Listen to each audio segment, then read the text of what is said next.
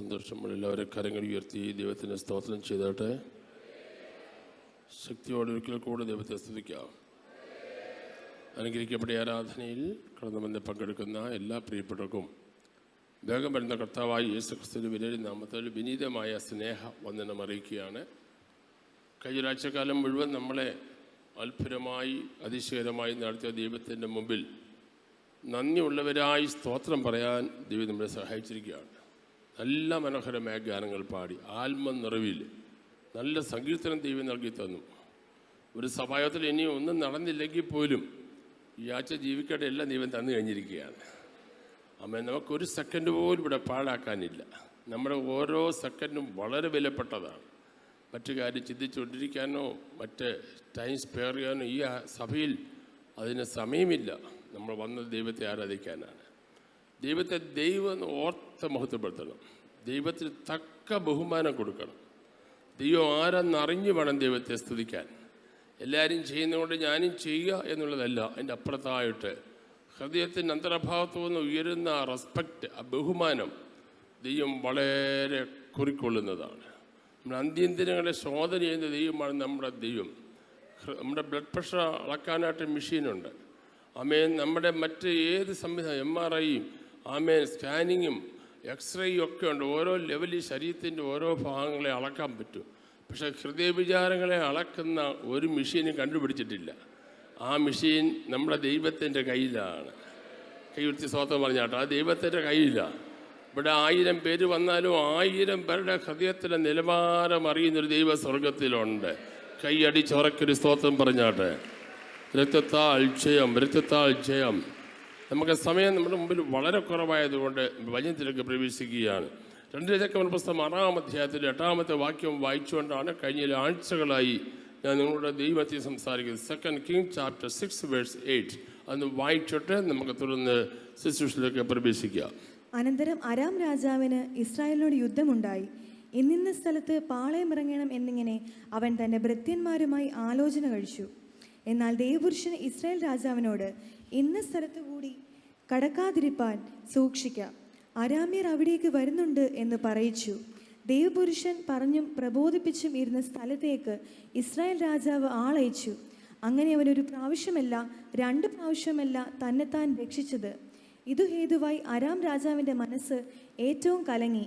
അവൻ ഭൃത്യന്മാരെ വിളിച്ച് അവരോട്, നമ്മുടെ കൂട്ടത്തിൽ ഇസ്രായേൽ രാജാവിൻ്റെ പക്ഷക്കാരൻ ആരെന്ന് നിങ്ങൾ പറഞ്ഞു തരികയില്ലയോ എന്ന് ചോദിച്ചു. അവൻ്റെ ഭൃത്യന്മാരിൽ ഒരുത്തൻ, യജമാനായ രാജാവേ, കാര്യം അങ്ങനെയല്ല.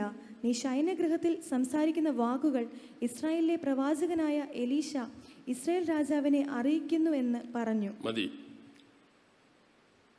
നമ്മുടെ ഈ മെസ്സേജിൻ്റെ ഹെഡിങ് ആത്മമണ്ഡലത്തിലെ ദൈവ പ്രവൃത്തികൾ എന്നുള്ളതാണ്. ആത്മമണ്ഡലത്തിൽ ഞാൻ കഴിഞ്ഞ ആഴ്ച പറഞ്ഞു, കണ്ണിന് കാണുന്ന മണ്ഡലമുണ്ട്, കണ്ണിന് കാണാൻ കഴിയാത്ത അദൃശ്യ മണ്ഡലങ്ങളുണ്ട്. കണ്ണിന് കാണുന്ന മണ്ഡലങ്ങളിൽ ദൈവം പ്രവർത്തിക്കുന്ന പോലെ തന്നെ കണ്ണിന് കാണാത്ത അദൃശ്യ മണ്ഡലങ്ങളിലും ദൈവം നമുക്ക് വേണ്ടി പ്രവർത്തിക്കുന്നു. അത് ഏലിയാവിൻ്റെയും എലീശയുടെയും ചരിത്രങ്ങൾ നമ്മളെ അത് കാണിക്കുകയാണ്. കഴിഞ്ഞ ദിവസം ഞാൻ ബാക്കി പറഞ്ഞെല്ലാം റിപ്പീറ്റ് ചെയ്യാൻ ആഗ്രഹിക്കുന്നില്ല. കഴിഞ്ഞ ദിവസം പറഞ്ഞു നിർത്തിയത് ഏലിയാവിന് വേണ്ടി ദൈവം ആത്മമണ്ഡലത്തിൽ പ്രവർത്തിച്ച അത്ഭുതങ്ങളാണ്. തളർന്ന ചുരച്ചുഴി കീഴിൽ മതി യഹോവേ മതി, എൻ്റെ പ്രാണനെ എടുത്തുകൊള്ളണമേ എന്ന് പറയാൻ കാരണമായി തീർന്നത് ഇസബേലിൻ്റെ വാക്കുകളാണ്. നാളെയും നേരത്തെ എൻ്റെ ദേവൻ നിന്നെ ഈ ഭൂമിയിൽ നിന്ന് മാറ്റിക്കളയുമെന്നുള്ള ആ വാക്ക് ഏലിയാവ് കേട്ട് പേടിച്ചുപോയി. ബാലിൻ്റെ അശ്വരുടെയും 850 പ്രവാചകന്മാരെ കൊല്ലാനായിട്ട് ഏലിയാവിന് ഒരു മടിയില്ലായിരുന്നു. പക്ഷെ ഒരു സ്ത്രീയുടെ വാക്കിൻ്റെ മുമ്പിൽ അവൻ പതറിപ്പോയി. ഏത് ഉറച്ചു നിൽക്കുന്ന മനുഷ്യനും ചിലരുടെ വാക്കിന് മുമ്പിൽ, ചില സംഭവങ്ങളുടെ മുമ്പിൽ പതറിപ്പോകും. പതറിപ്പോയാലും നിന്നെ കൈവിടുന്നവനല്ല നമ്മുടെ ദൈവം. ഏത് മനുഷ്യനും ഒരു സെക്കൻഡ് ചാൻസ് ദൈവം നൽകും. Second chance. 1-ാമത്തെ ചാൻസിൽ നീ പരാജയപ്പെട്ടാൽ 2-ാമതൊരു ചാൻസ് തരുന്നവനാണ് നമ്മുടെ ദൈവം. അതുകൊണ്ട് എനിക്ക് പരാജയം പറ്റിപ്പോയല്ലോ, എനിക്ക് ക്ഷീണം പറ്റിപ്പോയല്ലോ, എൻ്റെ കാര്യങ്ങളൊന്നും നടക്കുന്നില്ലല്ലോ എന്നോർത്ത് നിങ്ങൾ ഭാരപ്പെടേണ്ട. ഇന്ന് പകൽക്കാലം നിനക്ക് വേണ്ടി കരുതുന്നൊരു ദൈവമുണ്ട്. ഓൺലൈനിൽ ഞങ്ങളെ കേൾക്കുന്ന ആയിരക്കണക്കിന് ആളുകളുണ്ട് എന്ന് ഞങ്ങൾക്കറിയാം. നിങ്ങളോട് ഞാൻ പറയുന്നു, ഇപ്പോൾ തത്സമയം ഒത്തിരി പേര് കേൾക്കുന്നില്ലെങ്കിലും യോഗം കഴിഞ്ഞ് ഒരു സന്ധ്യയാകുമ്പോഴത്തേക്ക് 1500-2000 പേരോളം നമ്മുടെ ഓൺലൈൻ നമ്മുടെ മെസ്സേജിൽ വീക്ഷിക്കുന്നുണ്ട്. അവരോട് ഞാൻ പറയുകയാണ്, കരുതുന്നൊരു ദൈവം നമുക്ക് വേണ്ടിയുണ്ട്. ഒരു പരീക്ഷയിൽ തോറ്റതുണ്ടെന്ന് പേടിക്കണ്ട, അടുത്ത പരീക്ഷയിൽ ദൈവം ജയം നമുക്ക് തരും. പരാജയം നിൻ്റെ ജീവിതത്തിൻ്റെ അന്തമല്ല, നിന്റെ ജീവിതത്തിൻ്റെ ആദ്യമാണ്. ഇന്നത്തെ ഈ ശുശ്രൂഷയിൽ കർത്താവേ, എൻ്റെ പരാജയങ്ങളെ വിജയമാക്കണമേ എന്ന് നമുക്ക് ദൈവത്തോട് പ്രാർത്ഥിക്കാം. പരാജയപ്പെട്ട് ഓടിയതായ ആ ഏലിയാവ് ഓടിച്ചത് ചൂരച്ചിന് കീഴിൽ കിടക്കുന്നു. അവനോട് കിടന്ന് ഉറങ്ങുന്നു. ദൈവത്തിൻ്റെ ദൂതൻ ഇറങ്ങി വരുന്നു. ആത്മമണ്ഡലത്തിൽ ദൈവം അവന് അപ്പവും വെള്ളവും കൊടുക്കുന്നു. എന്താണോ നിനക്ക് അന്നേരം ആവശ്യം, അതിനുള്ളതെല്ലാം ദൈവം നൽകിത്തരും. ഒന്നാമത്തെ പ്രാവശ്യം കൊടുത്തിട്ട് അവനൊന്നും ബലപ്പെട്ടില്ല, അവൻ പിന്നെയും കിടന്ന് ഉറക്കുകയാണ്. രണ്ടാമത്തെ പ്രാവശ്യം ദൈവം വീണ്ടും അവന് വേണ്ടി കരുതുകയാണ്. ദൂതനെ ആത്മമണ്ഡലത്തിൽ രണ്ടാമതും അയക്കുന്നു. രണ്ടാമതും അപ്പവും വെള്ളവും കൊടുക്കുന്നു. അവരോട് പറയുന്നു, നീ ഓടണം. ബൈബിളിൽ വായിക്കുന്നു, അപ്പത്തിൻ്റെ വെള്ളത്തിൻ്റെ ബലം കൊണ്ട് 40 രാവും 40 പകലും അവൻ ഓടി ഹോരേബോളം എത്തി. ഇന്നത്തെ സഭായോഗത്തിൽ ക്ഷീണിച്ച് വന്ന് നിന്നോട് പറയാനുള്ളത്, നിനക്ക് അപ്പം ഇവിടെ ഉണ്ട്, നിനക്ക് വെള്ളം ഇവിടെ ഉണ്ട്. ദൈവത്തിൻ്റെ വചനത്തെക്കാൾ വലിയ അപ്പം വേറെയില്ല. യേശു പറഞ്ഞു, ഞാൻ ജീവൻ്റെ അപ്പമാകുന്നു. അങ്ങനെയെങ്കിൽ ഇന്ന് നിനക്ക് കിട്ടുന്ന ഒരു വാക്യം മതി നിന്നെ അടുത്ത ആഴ്ച മുഴുവൻ ഓടിക്കാൻ. അല്ല, ഈ ഡിസംബർ 31 വരെ നിന്നെ ഓടിക്കാൻ ഈ അപ്പം മതി. കൈയടിച്ചൊരു സ്വാതന്ത്ര്യം പറ. ഇന്ന് പാലക്കാലത്തെ ആത്മീയ ശുശ്രൂഷയിൽ നിന്നെ ഓടിക്കാനുള്ള അഭിഷേകത്തിൻ്റെ അപ്പം ഇവിടെയുണ്ട്. മതിയോഹവേ മതി എന്ന് പറഞ്ഞ ഏലിയാവിനോട് ദൈവം പറയാണ്, മകനെ, ശുശ്രൂഷ തീർന്നില്ല, നിനക്ക് ഇനിയും ശുശ്രൂഷ ചെയ്യാനുണ്ട്. 3 പ്രധാനപ്പെട്ട ശുശ്രൂഷയാണ് നിനക്ക് ചെയ്യാനുള്ളത്. അതിൻ്റെ 19-ാം അധ്യായത്തിൻ്റെ 15-ാമത്തെ വാക്യത്തിൽ വായിച്ച മോളെ, യഹോവ അവനോട് അരുളി ചെയ്തത് എന്തെന്നാൽ, നീ പുറപ്പെട്ട് ദമശ്കേക്കിന് മരുഭൂമി വഴിയെ മടങ്ങിപ്പോക. നീ എത്തുമ്പോൾ ഹസായേലിനെ അരാമിന് രാജാവായിട്ട് അഭിഷേകം ഫർദർ ശുശ്രൂഷയ്ക്ക് വേണ്ടി, നിന്റെ കാലശേഷമുള്ള ഫർദർ ശുശ്രൂഷയ്ക്ക് വേണ്ടി ഞാൻ 3 നിയമനങ്ങൾ നടത്തിയിട്ടുണ്ട്. ആ നിയമനങ്ങൾ ഇതുവരെ വെളിപ്പെട്ടിട്ടില്ല. ഞാൻ എല്ലാം ക്രമീകരിച്ച് വെച്ചിരിക്കുകയാണ്. ഞാൻ 3 പേരെ പ്രത്യേകമായി സെലക്ട് ചെയ്തിട്ടുണ്ട്. ഞാൻ 3 പേരെ സെലക്ട് ചെയ്ത് നമ്മുടെ കൗൺസിലിൽ ചെയ്യുന്ന പോലെ വോട്ടിട്ടെടുക്കുകയല്ല, ദൈവം തന്നെ തിരഞ്ഞെടുക്കുകയാണ്. ദൈവം തിരഞ്ഞെടുത്തവരെ ഇതുവരെ വെളിപ്പെടുത്തിയിട്ടില്ല. ശ്രദ്ധിച്ച് കേൾക്കണേ, ദൈവം തിരഞ്ഞെടുത്തവരെ ദൈവത്തിൻ്റെ സമയത്തെ വെളിപ്പെടുത്തത്തുള്ളൂ. നിന്റെ ശുശ്രൂഷ ഇതുവരെ ആയിട്ടില്ല കേട്ടോ, അതുകൊണ്ട് അത് വെളിപ്പെടാത്തത്. നിന്റെ ശുശ്രൂഷ വെളിപ്പെടുന്ന ഒരു സമയമുണ്ട്. ആ സമയത്തിന് വേണ്ടി നീ കാത്തിരിക്കണം. ഏലിയാവേ, നിനക്ക് ശേഷം 3 പേരെ അഭിഷേകം ചെയ്യാനായിട്ട് ഞാൻ നിന്നെ അധികാരപ്പെടുത്തില്ല, ഓതറൈസ് ചെയ്യുകയാണ്. ഒന്നാമത്തെ കാര്യം, നീ എത്തുമ്പോൾ ഹസായേലിനെ അരാമിന് രാജാവായിട്ട് അഭിഷേകം ചെയ്യും, രാജകീയ അഭിഷേകം. 2, നിമിഷയുടെ മകനായ യേഹുവിനെ ഇസ്രായേലിനെ രാജാവായിട്ട് അഭിഷേകം ചെയ്യണം.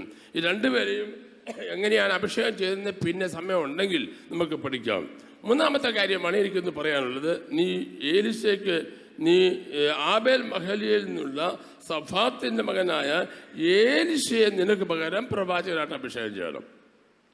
നിന്റെ കാലശേഷം ഞാൻ നിന്റെ ശുശ്രൂഷ ചെയ്യാനായിട്ട് ഒരു ഏലിശയെ കരുതി വെച്ചിട്ടുണ്ട്. നമുക്ക് ശേഷം ഈ ശുശ്രൂഷകളെ മുമ്പോട്ട് കൊണ്ടുപോകാൻ ദൈവം ചിലരെ കരുതി വെച്ചിട്ടുണ്ട്.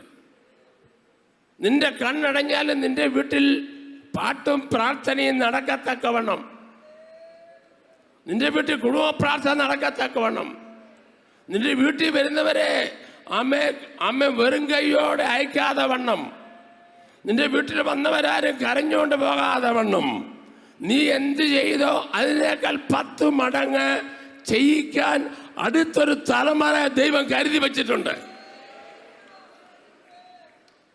എല്ലാവരും പ്രാർത്ഥിച്ചുകൊണ്ടിരിക്കണേ. നിന്റെ ശേഷം കുളമായി പോകുമെന്ന് നീ വിചാരിക്കരുത്. നിന്റെ പ്രായം മിക്കവാറും തീരാറായി, നീ മിക്കവാറും അസ്തമിക്കാറായി. രാവിലെ ഉദിച്ചുയർന്ന സൂര്യൻ വൈകിട്ട് പടിഞ്ഞാറൻ ചക്രവാളത്തിൽ എരിഞ്ഞ് കടലിലേക്ക് താഴുന്നത് നമ്മൾ കാണാറുണ്ട്. നീ ഉദിച്ചുയർന്ന് നിന്റെ സൂര്യൻ തീരാൻ സമയമായി. പക്ഷെ ഒരു കാര്യം മാത്രം, പിറ്റേ ദിവസം രാവിലെ ആകുമ്പോൾ ആ സൂര്യൻ കിഴക്കേ ചക്രവാളത്തിൽ ഉയർന്നു വരും. വെല്ലം പിടികിട്ടുന്നുണ്ടോ നിങ്ങൾക്ക്? ഒരു ദിവസം കൊണ്ട് സൂര്യൻ ഒരു സമുദ്രത്തിൽ താണു പോയത് കൊണ്ട് അത് തീരുന്നില്ല സുഹൃത്തെ. പിറ്റേ ദിവസം രാവിലെ അത് കിഴക്കുദിക്കുകയാണ്. നീ ഇവിടെ തീരുന്ന കൊണ്ട് നിന്റെ വീട്ടിലെ കാര്യം തീരുന്നില്ല. നിന്റെ കണ്ണടഞ്ഞ് നീ മണ്ണിൽ ചേർന്നാലും നിന്റെ കാലത്ത് നിന്റെ വീട്ടിൽ നീ എങ്ങനെ പെരുമാറിയോ, നിന്റെ തലമുറകളായി നിങ്ങളുടെ വീട്ടിൽ നിങ്ങൾ എങ്ങനെ പെരുമാറിയോ, അതേ നിലയിൽ നിന്റെ ഭവനത്തെ കൊണ്ടുപോകുവാൻ ദൈവം നിന്റെ ഉള്ളിൽ നിന്ന് ചിലരെ ഒരുക്കിയിട്ടുണ്ട്. ഈ ദീപം ഇവിടെ അണയത്തില്ല, ഈ മെഴുകുതിരി ഇവിടെ കെട്ടുപോകത്തില്ല, വീണ്ടും ആർത്തു ജ്വലിക്കുമെന്ന് വിശ്വസിക്കുന്നവർ കരമടിച്ച് ഇന്ന് സ്തോത്രം പറയണം. ഇല്ല, ഇവിടെ കൊണ്ട് തീരത്തില്ല.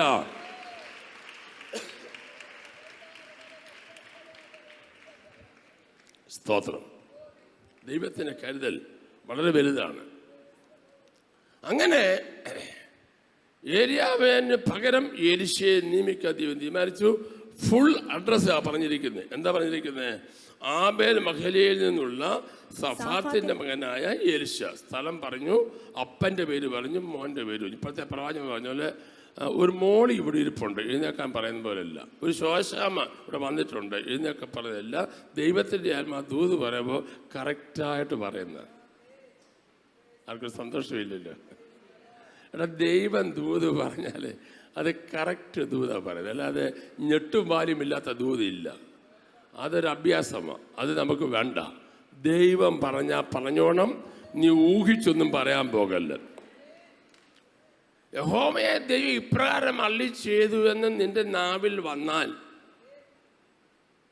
ദൈവം തരാതാണ് നീ പറയുന്നതെങ്കിൽ ദൈവത്തിൻ്റെ പേര് നീ കള്ളം പറയുക. അങ്ങനെ പറയുന്നവരെ ദൈവം വെറുതെ വിടത്തില്ല. ദൈവത്തിൻ്റെ പേര് കള്ളം പറയുന്നവരെ വിടത്തില്ല. എന്നാൽ ദൈവത്തിന് പ്രാപിച്ചാൽ നീ പറയാതിരിക്കല്ലേ. എനിക്ക് നിനക്കും ഒരു ശുശ്രൂഷ ദൈവം തന്നിട്ടുണ്ട്, ആ ശുശ്രൂഷ വെളിപ്പെടാനുള്ള സമയമായി.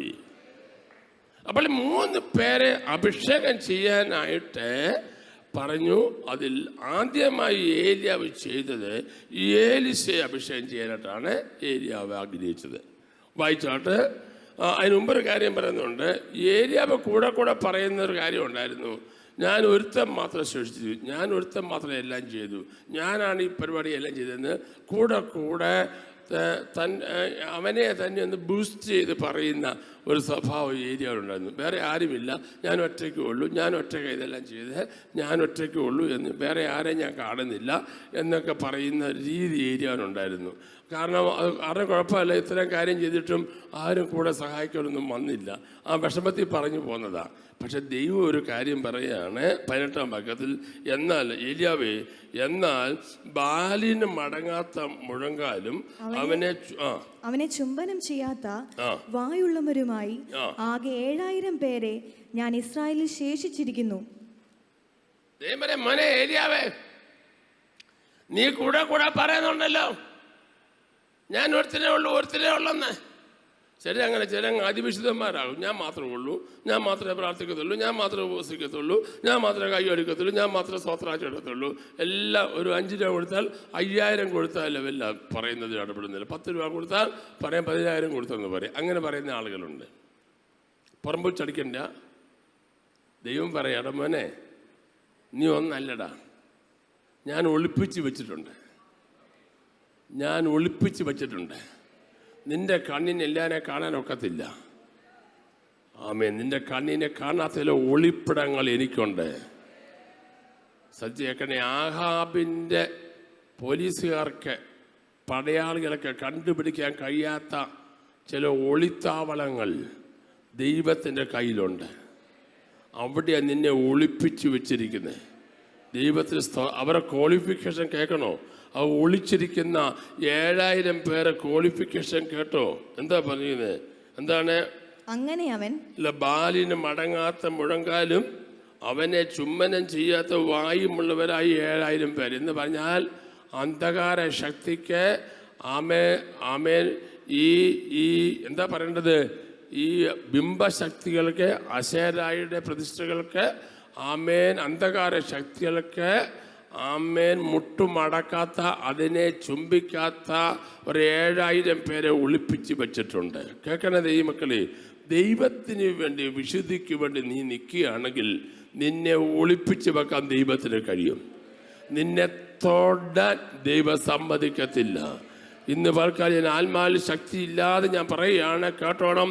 നീ ഏത് വീട്ടിൽ പാർത്താലും നിന്നെ തൊടാൻ ദൈവം സമ്മതിക്കത്തില്ല. എൻ്റെ ദൈവനെ ഒളിപ്പിച്ച് വെച്ചിരിക്കുന്നെന്ന് ഉറപ്പുള്ളവർ ആമേ കാരം അടിച്ച് സ്തോത്രം പറ.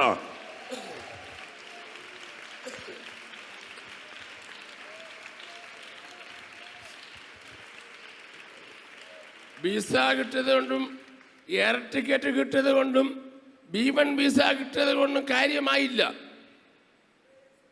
ഏതു രാജ്യത്ത് പോയാലും നിന്റെ തലമുറ ഒളിപ്പിച്ചു വെക്കുന്ന ദൈവമുണ്ടെന്ന് ഓർത്തോണം. അതിനെ നീ കരയുകയും പ്രാർത്ഥിക്കുകയും ചെയ്യേണ്ടത്. ഒളിപ്പിച്ചു വയ്ക്കുന്ന ദൈവം. ഒന്നുകൂടെ കടത്തി പറയാം, വിശുദ്ധിയോടും വേർപാടോടും ജീവിക്കുന്ന ദൈവമക്കളെ ഒളിപ്പിച്ചു വെക്കും. നീ ദൈവത്തിന് വേണ്ടി തൻ്റെ ഇടമായി നിന്നാൽ നിന്നെ ഒരു ശക്തിക്ക് തൊടാനൊക്കത്തില്ല. രക്തം ജയം എല്ലാവരും പ്രാർത്ഥിച്ചുകൊണ്ടിരിക്കണേ. തീക്കട്ട ഒരിക്കലും ഉറുമ്പരിക്കത്തില്ല. നീ അഭിഷേകത്തിൽ നിലനിന്നാൽ നിന്നെ തൊടാനോ, നിന്നെ തലമുറ തൊടാനോ, നിന്റെ ശരീരത്തെ തൊടാനോ ദൈവം ഇടയാക്കുകയില്ല. നിന്റെ വീട് കുപ്പക്കൊന്നാകാൻ ദൈവം അനുവദിക്കത്തില്ല. സമാധാനം നഷ്ടപ്പെടുത്തുന്ന ഒരു കാര്യവും നിന്റെ വീട്ടിൽ നടക്കാൻ ദൈവം സമ്മതിക്കത്തില്ല. അങ്ങനെ ആരെങ്കിലും ഒരുപ്പെട്ടാൽ അവരെ ദൈവം കൈകാര്യം ചെയ്യും. കൈയടിച്ച് സ്തോത്രം പറ.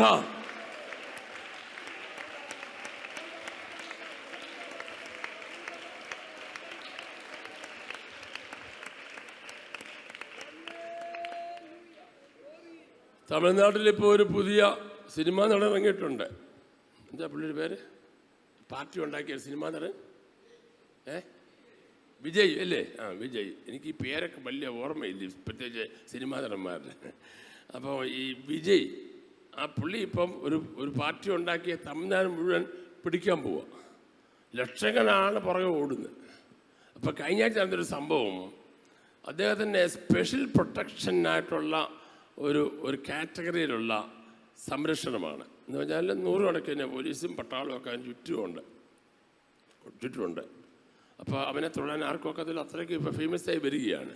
അപ്പോൾ SPGയുടെ സ്പെഷ്യൽ കാറ്റഗറിയിൽ പ്രധാനമന്ത്രി അത്രയില്ലെങ്കിലും ഇവനെ തട്ടും എന്ന് നമുക്കറിയാമല്ലോ. നമ്മുടെ കഴിഞ്ഞ ദിവസം അമേരിക്കയിലൊക്കെ കണ്ടല്ലോ, ദൂരെ നിന്ന് പോലും അമ്മ ഷൂട്ട് ചെയ്ത് കൊല്ലാൻ പറ്റുന്ന കാലത്താണ് നമ്മൾ ജീവിക്കുന്നത്. അതുകൊണ്ട് സ്പെഷ്യൽ പ്രൊട്ടക്ഷൻ ഗ്രൂപ്പിൻ്റെ സംരക്ഷയിലാണ്. പക്ഷേ ന്യൂസ് കേൾക്കണോ, അവൻ്റെ വീടിൻ്റെ മണ്ടയ്ക്ക് ഒരുത്ത 3 ദിവസം കയറി കിടന്ന് ഉറങ്ങിയെന്ന്. അവൻ്റെ വീടിൻ്റെ മണ്ടയ്ക്ക് ഒരു മാനസിക രോഗി 3 ദിവസം കിടന്ന് ഉറങ്ങി. ആരും അറിഞ്ഞില്ല. വല്ലതും പിടി കിട്ടിയോ?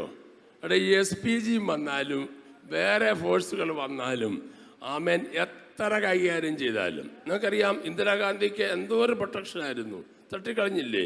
കെന്നഡിക്ക് എന്തോ ഒരു പ്രൊട്ടക്ഷനായിരുന്നു, തട്ടിക്കളഞ്ഞില്ലേ? ഇല്ലേ? നമ്മുടെ രാജീവ് ഗാന്ധിക്ക് എന്ത് വലിയ പ്രൊട്ടക്ഷനായിരുന്നു, തട്ടിയില്ലേ? ഓർത്തോണം, ഈ ഭൂമിയിലെ ഏറ്റവും വലിയ പ്രൊട്ടക്ഷൻ നിനക്കുണ്ടെങ്കിലും ദൈവം നിന്നെ കാക്കുന്നില്ലെങ്കിൽ അത് വട്ടപൂജ്യമാണെന്ന് ഇന്ന് നീ തിരിച്ചറിയണം. ദൈവം കാക്കുന്ന കാവലാണ് ഏറ്റവും വലിയ കാവൽ.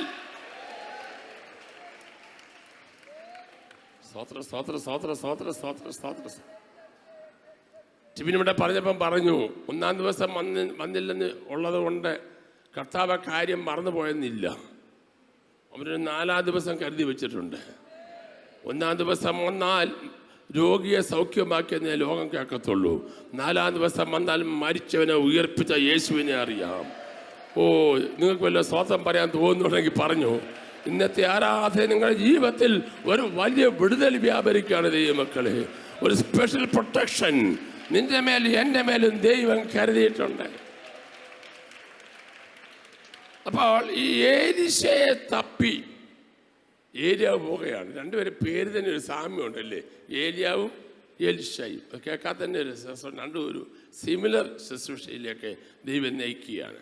അവൻ്റെ അഡ്രസ്സൊക്കെ ചേർത്ത് പറഞ്ഞപ്പോൾ ഏലിയാവ് എലിശയെ തപ്പി ഇറങ്ങി. അപ്പോൾ അങ്ങനെ 19-ാം വാക്യം, അങ്ങനെ അവൻ അവിടെ നിന്ന് പുറപ്പെട്ട് സാഫാത്തിന്റെ മകനായ എലീശായെ കണ്ടെത്തി. എല്ലാവരും ഒന്ന് പറ ദൈവമക്കളെ. നിങ്ങളോട് സംസാരിക്കാൻ എനിക്കിന്ന് ഒത്തിരി കാര്യമുണ്ട്.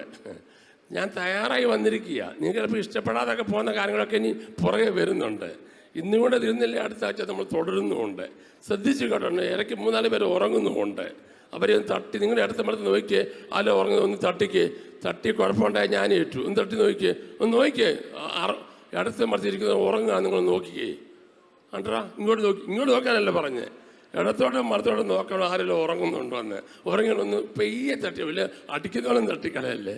അമ്മനൊന്ന് ഉണരട്ടെ. ഇതൊക്കെ കേട്ടില്ലേ പിന്നെ എന്നാ നിയമക്കളെ. രാവിലെ നല്ല സുഖമല്ലേ, AC ഇല്ലെങ്കിലും AC ഉള്ള പോലെ ഇവിടെ വന്നിരിക്കുന്നത്. പോട്ടെ, ആ വിഷയം അതൊക്കെ പറയാൻ പോയാൽ നമ്മുടെ സമയം അങ്ങ് പോകും. അപ്പോൾ ഇവിടെ പറഞ്ഞിരിക്കുന്നു, അന്നേരം തൊട്ട് ദൈവത്തിൻ്റെ ലിസ്റ്റ് കിട്ടി 3 പേരെ അഭിഷേകം ചെയ്യാൻ.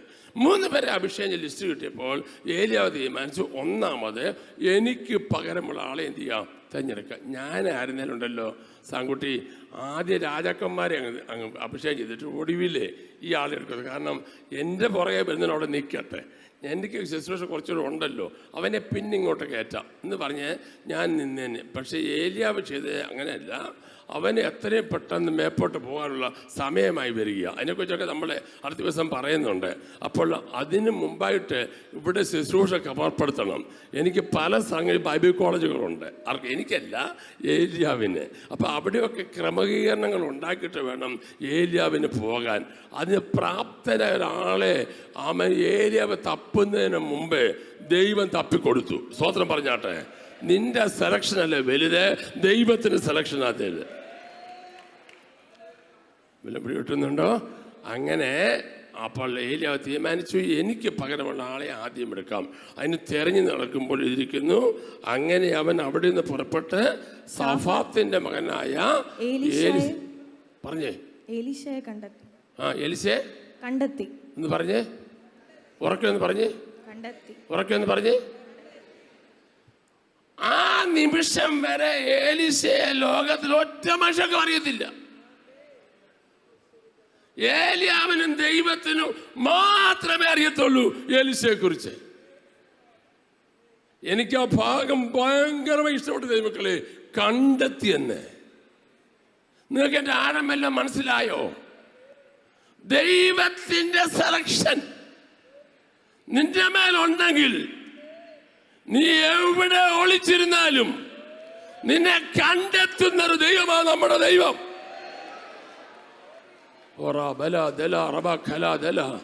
ആരാധിക്കുന്നവരൊക്കെ ആരാധിച്ചോളെ, ഇന്ന് സന്തോഷിക്കണം, റിലാക്സ് ചെയ്യണം. നമ്മുടെ കുടുംബങ്ങളിൽ ഡോക്ടേഴ്സ് ഉണ്ടായിരുന്നു, എഞ്ചിനീയേഴ്സ് ഉണ്ടായിരുന്നു, വലിയ പഠിത്തക്കാരുണ്ടായിരുന്നു, വലിയ വലിയ മിടുക്കന്മാർ, സുന്ദരന്മാരും സുന്ദരിമാരും ഉണ്ടായിരുന്നു, വലിയ വണ്ടിയുള്ള ഏക്കറുകൾ വസ്തുക്കളുണ്ടായിരുന്നു. അവരെ ആരെ കണ്ടെത്താതെ കൃമിയായ പുഴുവായ എന്നെ നിന്നെ എൻ്റെ ദൈവം കണ്ടെത്തിയെന്ന് ഓർത്ത് ഞാൻ ദൈവത്തിന് സ്തോത്രം പറയുന്നു.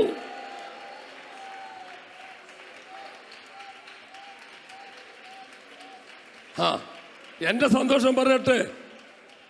ഭക്തൻ കുട്ടിയച്ഛൻ, കുട്ടിയച്ഛൻ, വെമ്പാല കുട്ടിയച്ഛൻ, മുണ്ടിയപ്പള്ളി ചാക്കോച്ചൻ, ദൈവത്തിന് സ്തോത്രം, സാറല്ലേ തോമാച്ചാൻ തുടങ്ങിയുള്ള ഭക്തന്മാർ ഉഴുതുമറിച്ച മണ്ണാണ് തിരുവല്ല.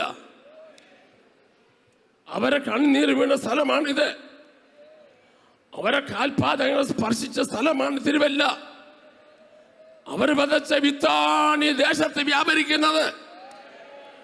അവരെ കാലശേഷം ആമേൻ ഈ തിരുവല്ലായി കാലുകുത്താൻ ആഞ്ഞിത്താരത്തെ പൂവക്കലയിൽ കിടന്ന രാജു എന്ന ഈ പാവപ്പെട്ടവന് എന്റെ ദൈവം കണ്ടെത്തി എന്നുള്ളതാണ് എനിക്കിന്ന് പറയാനുള്ള ഏറ്റവും വലിയ സന്ദേശം. ഓ റബല പോരാ, അമ്മ എന്നെ കണ്ടെത്താൻ ഒരു യോഗ്യതയില്ലായിരുന്നു വെച്ചാ, നടക്കാനുള്ള ആരോഗ്യം എനിക്കില്ല, ആ അത്യാവശ്യം വേണ്ട സൗന്ദര്യം എനിക്കില്ല, വേറെ ഒരു ക്വാളിറ്റി പറയാനില്ല, അത്യാവശ്യം വേണ്ട ഒന്നും എനിക്കില്ല. പക്ഷേ മരിച്ച് മാറ്റിവെച്ച് ചത്തുപോയെന്ന് പറഞ്ഞ് 7 വർഷം നടക്കാതെ കടന്ന എന്നെ ആ പെരക്കകത്ത് നിന്ന് പൊക്കിയെടുത്ത് ഈ തിരുവല്ല പട്ടണത്തിൽ ഈ മഹത്തായ സഭയ്ക്ക് നേതൃത്വം കൊടുക്കാൻ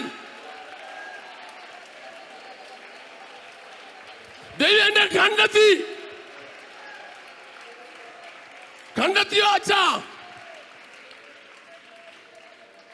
ഇനി സമയത്തിൽ എനിക്ക് ഏറ്റവും ബന്ധപ്പെട്ട സണ്ണി മോനും പ്രിയ മോനിയും രണ്ടുപേരും എഴുന്നേറ്റിരുന്നേ. സണ്ണി മോനും എഴുന്നേറ്റിരുന്നാട്ടെ. അമ്മേൻ അവർ രണ്ടുപേരും അമേരിക്കയിൽ നിന്ന് ഇന്ന് ഈ ആരാധനയിൽ പങ്കെടുക്കുന്നു. അമ്മേ അവരുടെ മോനിയുടെ അമ്മയാണ് ഈ സഭ തുടങ്ങാനായിട്ട് ആദ്യം എനിക്ക് പ്രേരണ നൽകിയത്. ഞാൻ ബാങ്കിൽ ജോലി ചെയ്യുന്ന കാലത്ത് ഇപ്പോഴത്തെ സിൻഡിക്കേറ്റ് ബാങ്കിൻ്റെ സമയത്തുള്ള ഓഫീസിലിരിക്കുമ്പോൾ തിരുവല്ല പ്രാർത്ഥന ഉണ്ട് മോനെ വന്ന് പ്രസംഗിക്കണമെന്ന് പറഞ്ഞ് എന്നെ വിളിച്ചുകൊണ്ട് നമ്മുടെ കുന്നര കുഞ്ഞുമാനച്ചാൻ്റെ സഹോദരൻ ടിറ്റിച്ചാരി വീട്ടിൽ എല്ലാ ബുധനാഴ്ച വൈകിട്ട് നടക്കുന്ന 4:30 മുതൽ നടക്കുന്ന പ്രാർത്ഥനയിൽ, സഹോദരിമാരുടെ പ്രാർത്ഥനയിൽ പ്രസംഗിക്കാൻ എന്നെ വിളിച്ചുകൊണ്ട് പോയതാണ്. ആ പ്രാർത്ഥന ചില ആഴ്ച തുടർന്നപ്പോൾ ഞാൻ പഞ്ചാബിൽ പോവുകയും അവിടെ വെച്ച് സുവിശേഷം പറയുന്ന തീരുമാനമെടുക്കുകയും തിരിച്ചു വന്ന് ആ പ്രാർത്ഥനയിൽ പങ്കെടുത്ത ആളുകളെല്ലാം ഈ യോഗങ്ങളിൽ വരാൻ തുടങ്ങി. പ്രിയ സണ്ണിച്ചാൻ ഉൾപ്പെടെയുള്ള ആളുകൾ അന്ന് എൻ്റെ കൂടെ ഉണ്ടായിരുന്നു. ചരിത്രമൊക്കെ നമ്മൾ സോളിൽ എഴുതിയിട്ടുണ്ട്. ദൈവമക്കളെ ഓർക്കണം, നീ ഒരു ശുശ്രൂഷയ്ക്ക് വേണ്ടി നീ മുമ്പോട്ട് വരുമ്പോൾ നിന്റെ കൂടെ ആരൊക്കെ വേണമെന്നും ആരൊക്കെ ഒരുക്കണമെന്നും അതിൻ്റെ ആരവ എങ്ങനെ ആയിരിക്കണമെന്നും എല്ലാം ദൈവത്തിന് അറിയാം. നീ ദൈവത്തെ പഠിപ്പിക്കാൻ പോകണ്ട. ഇന്ന് പകൽ ഓർത്തോണ്, ദൈവം ഒരു വേല തുടങ്ങാൻ ആഗ്രഹിക്കുന്നെങ്കിൽ, ദൈവം ശുശ്രൂഷ ചെയ്തിട്ടുണ്ടെങ്കിൽ ദൈവം ചിലരെ കണ്ടെത്തും.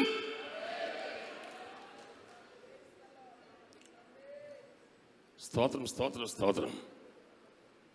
നമ്മുടെ കുടുംബത്തിൽ നിന്ന് ദൈവം നമ്മളെ കണ്ടെത്തി വരികയുള്ളൂ.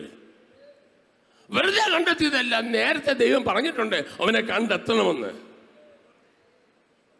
പോസ്റ്റ്മാൻ വരുന്ന പോലെ പോസ്റ്റ്മാൻ അഡ്രസ്സ് എടുത്തു വരുമ്പോൾ ഇവിടെ തോമസ് ആളുണ്ടോ, ഞങ്ങളുടെ വീട്ടിൽ കഴിഞ്ഞ ദിവസം വന്നു, ഞങ്ങളുടെ വീട്ടിൽ നേരത്തെ നിന്നൊരാളുടെ അഡ്രസ്സിൽ ലെറ്റർ വന്നു, ഈ ആളെ ഈ വീട്ടിലെ ആണോ എന്ന് ചോദിച്ചു. അതുപോലെ പോസ്റ്റ്മാൻ വരുന്ന പോലെ അല്ല അവൻ ഏരിയ വന്നത്.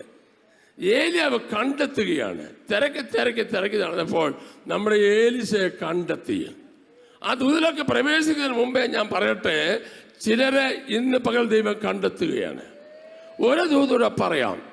നിന്റെ കൈവിട്ട് പോയ ചിലതിനെ ദൂതാണ് 2025 ഡിസംബർ 31 എന്റെ ദൈവം തന്റെ ദൂതനെ അയച്ച് കണ്ടെത്തി നിന്റെ പെരക്കകത്തെത്തിക്കും. ദൈവം കണ്ടെത്തും.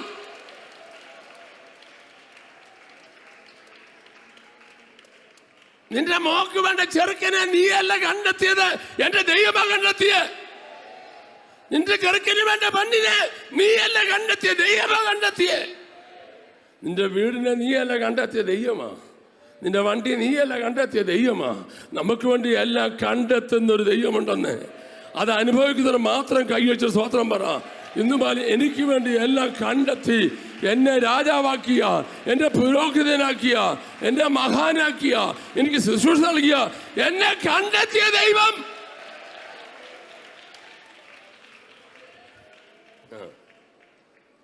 എലിശ എന്ത് ചെയ്തു? കണ്ടെത്തി. അപ്പൊ ഇവന്റെ പരിപാടി, ഇവൻ എന്താ ചെയ്യുക? ഇവൻ കാലും വെച്ച് മൊബൈൽ നോക്കിക്കൊണ്ടിരിക്കുകയല്ലായിരുന്നു. വാട്സപ്പിലും ഫേസ്ബുക്കിലും എന്തെല്ലാം കാര്യങ്ങളുണ്ട്, ഇന്ന് എവിടെ നിന്നൊക്കെ ചകഞ്ഞെടുക്കാം എന്ന് നോക്കിക്കൊണ്ടിരിക്കുകയല്ലായിരുന്നു എലിശ എന്നാ ചെയ്തുകൊണ്ടിരുന്നേ? ഒന്ന് വായിച്ച മോളെ. അവൻ 12 ഏർക്കാള പൂട്ടി കേൾക്കേണ്ട കാര്യമാണ്. അവൻ 12 ഏർക്കാളെ പൂട്ടി ഒഴിവിച്ചുകൊണ്ടിരുന്നു. അടുത്ത 12-ാമത്തിനോടുകൂടെ താൻ തന്നെ ആയിരുന്നു. 12-ാമത്തെ കൂടെ അവൻ തന്നെയായിരുന്നു. അടുത്ത ഏലിയാവ് അവന്റെ അരികെ ചെന്ന് തന്റെ പുതപ്പ് അവന്റെ മേലിട്ടു. അവൻ കാളയെ വിട്ട് ഏലിയാവിന്റെ പിന്നാലെ ഓടി. ഇത് എന്നാ സെലക്ഷൻ? നിങ്ങൾ പറ. നമ്മളൊക്കെ ആണെങ്കിൽ ഒരു പരിപാടി കിടക്കണമെങ്കിൽ അപേക്ഷ കൊടുക്കണം, പിന്നെ അവനെ വിളിക്ക് ഇന്റർവ്യൂ ചെയ്യണം, 1,000 ഏത്തം പിടിച്ചിട്ടേ കൊടുക്കത്തുള്ളൂ. ഇത് ദൈവത്തിൻ്റെ പരിപാടി. എന്നാ പരിപാടി എന്നറിയാമോ?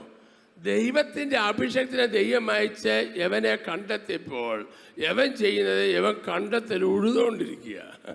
12 കാള. ഇപ്പം പിള്ളേർക്കൊന്നും കാളെ ഉഴുക എന്നൊന്നും പറഞ്ഞാൽ അറിയത്തില്ല.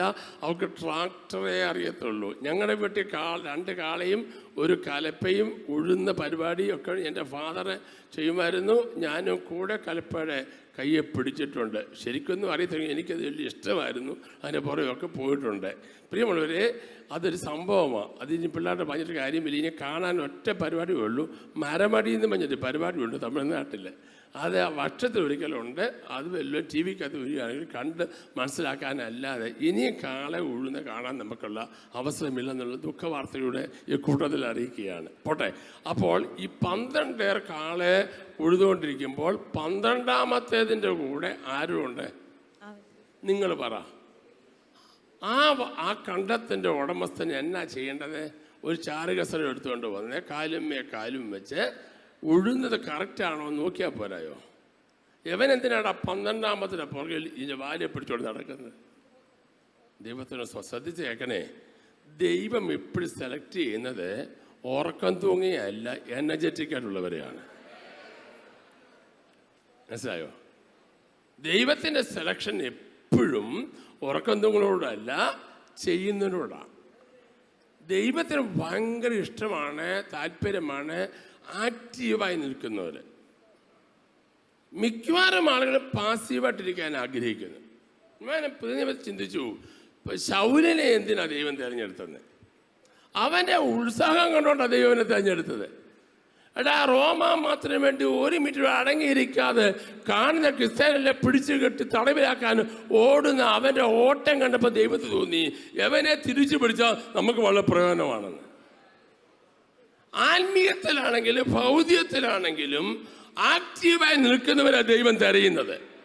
ദൈവത്തിൻ്റെ സെലക്ഷൻ ഏലിയാശയുടെ മേൽ വരാനുള്ള കാരണം അവൻ ആക്റ്റീവാണെന്നും അവൻ ഉറക്കം തൂങ്ങിയല്ലെന്നും അവൻ കാര്യങ്ങൾ ചെയ്യാൻ മിടുക്കനാണെന്നും അവന് മനസ്സിലായി. ദൈവത്തിന് മനസ്സിലായി.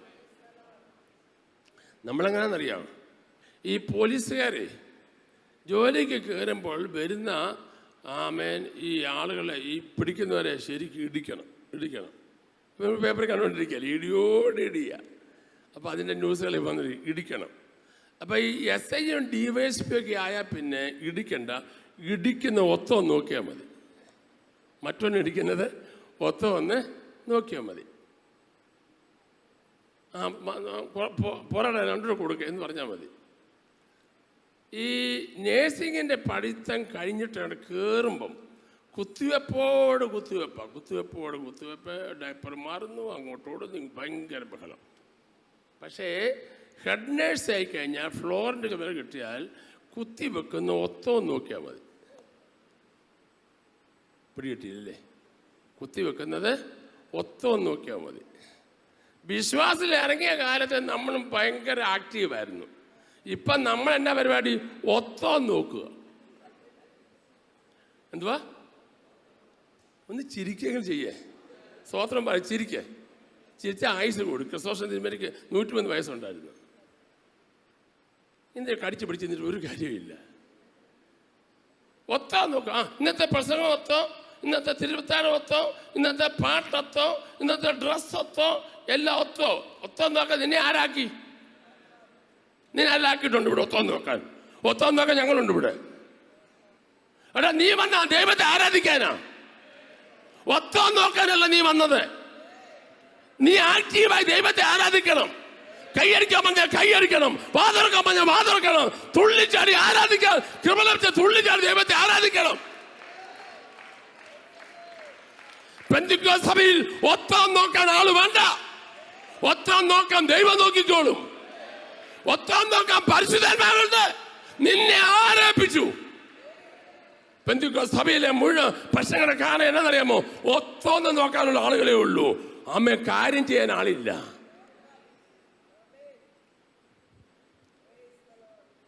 പന്ത്രണ്ടേറെക്കാളെ പൊട്ടിക്കുന്നു. അതിൽ ഏറ്റവും ഒടുവിൽ എലിശ എന്ത് ചെയ്യുന്നു?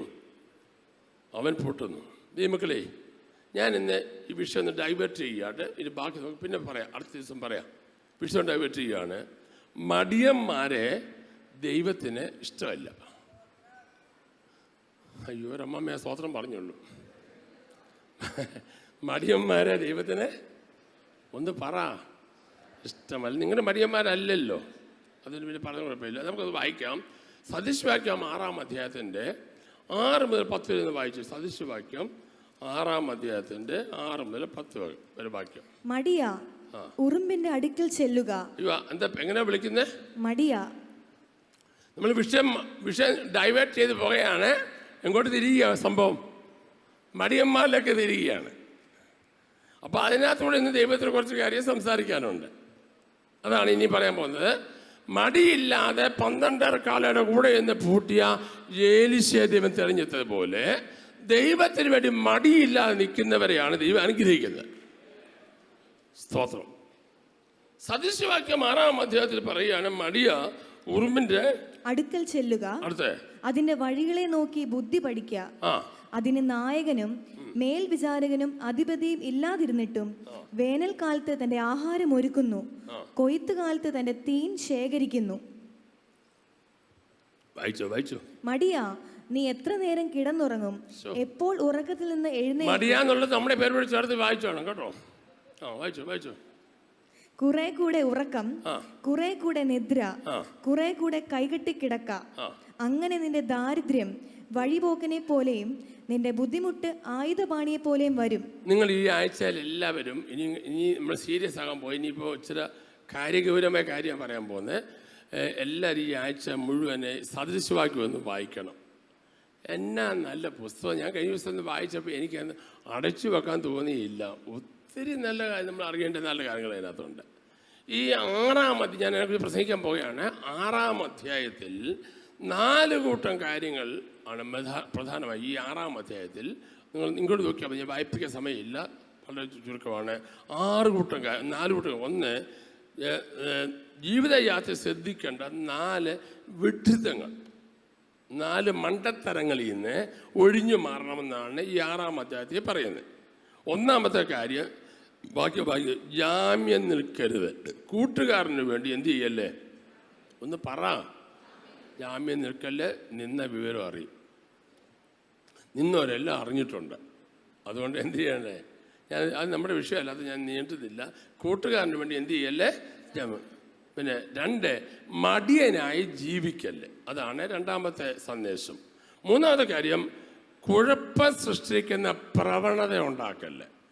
നമ്മളായിട്ട് കുഴപ്പം സൃഷ്ടിക്കുന്ന പ്രവണതകൾ എന്ത് ചെയ്യല്ലേ? ഉണ്ടാക്കരുത്. 4, അശുദ്ധിയിൽ ജീവിക്കരുത്. ഈ 4 സന്ദേശമാണ് ഈ സദൃശവാക്യം 6-ാം അധ്യായത്തിൽ. ഒന്നിട്ട് പറയുന്നു, ജാമ്യം നിൽക്കരുത്, മടിയനായി കഴിയരുത്, കുഴപ്പം സൃഷ്ടിക്കുന്ന പ്രവണതകൾ ഉണ്ടാകരുത്, അശുദ്ധിയിൽ ജീവിക്കരുത്. അതാണ് പ്രധാനമായിട്ടുള്ള 4 കാര്യങ്ങൾ. അടുത്തു പറയുന്നൊരു കാര്യമുണ്ട്. 6 കാര്യം യഹോവയ്ക്ക് വെറുപ്പാകുന്നു, 7 കാര്യം അറപ്പാകുന്നു. ഞാൻ ഇന്നലെ ഇത് വായിച്ചിട്ട് അങ്ങ് അത്ഭുതപ്പെട്ടു പോയി.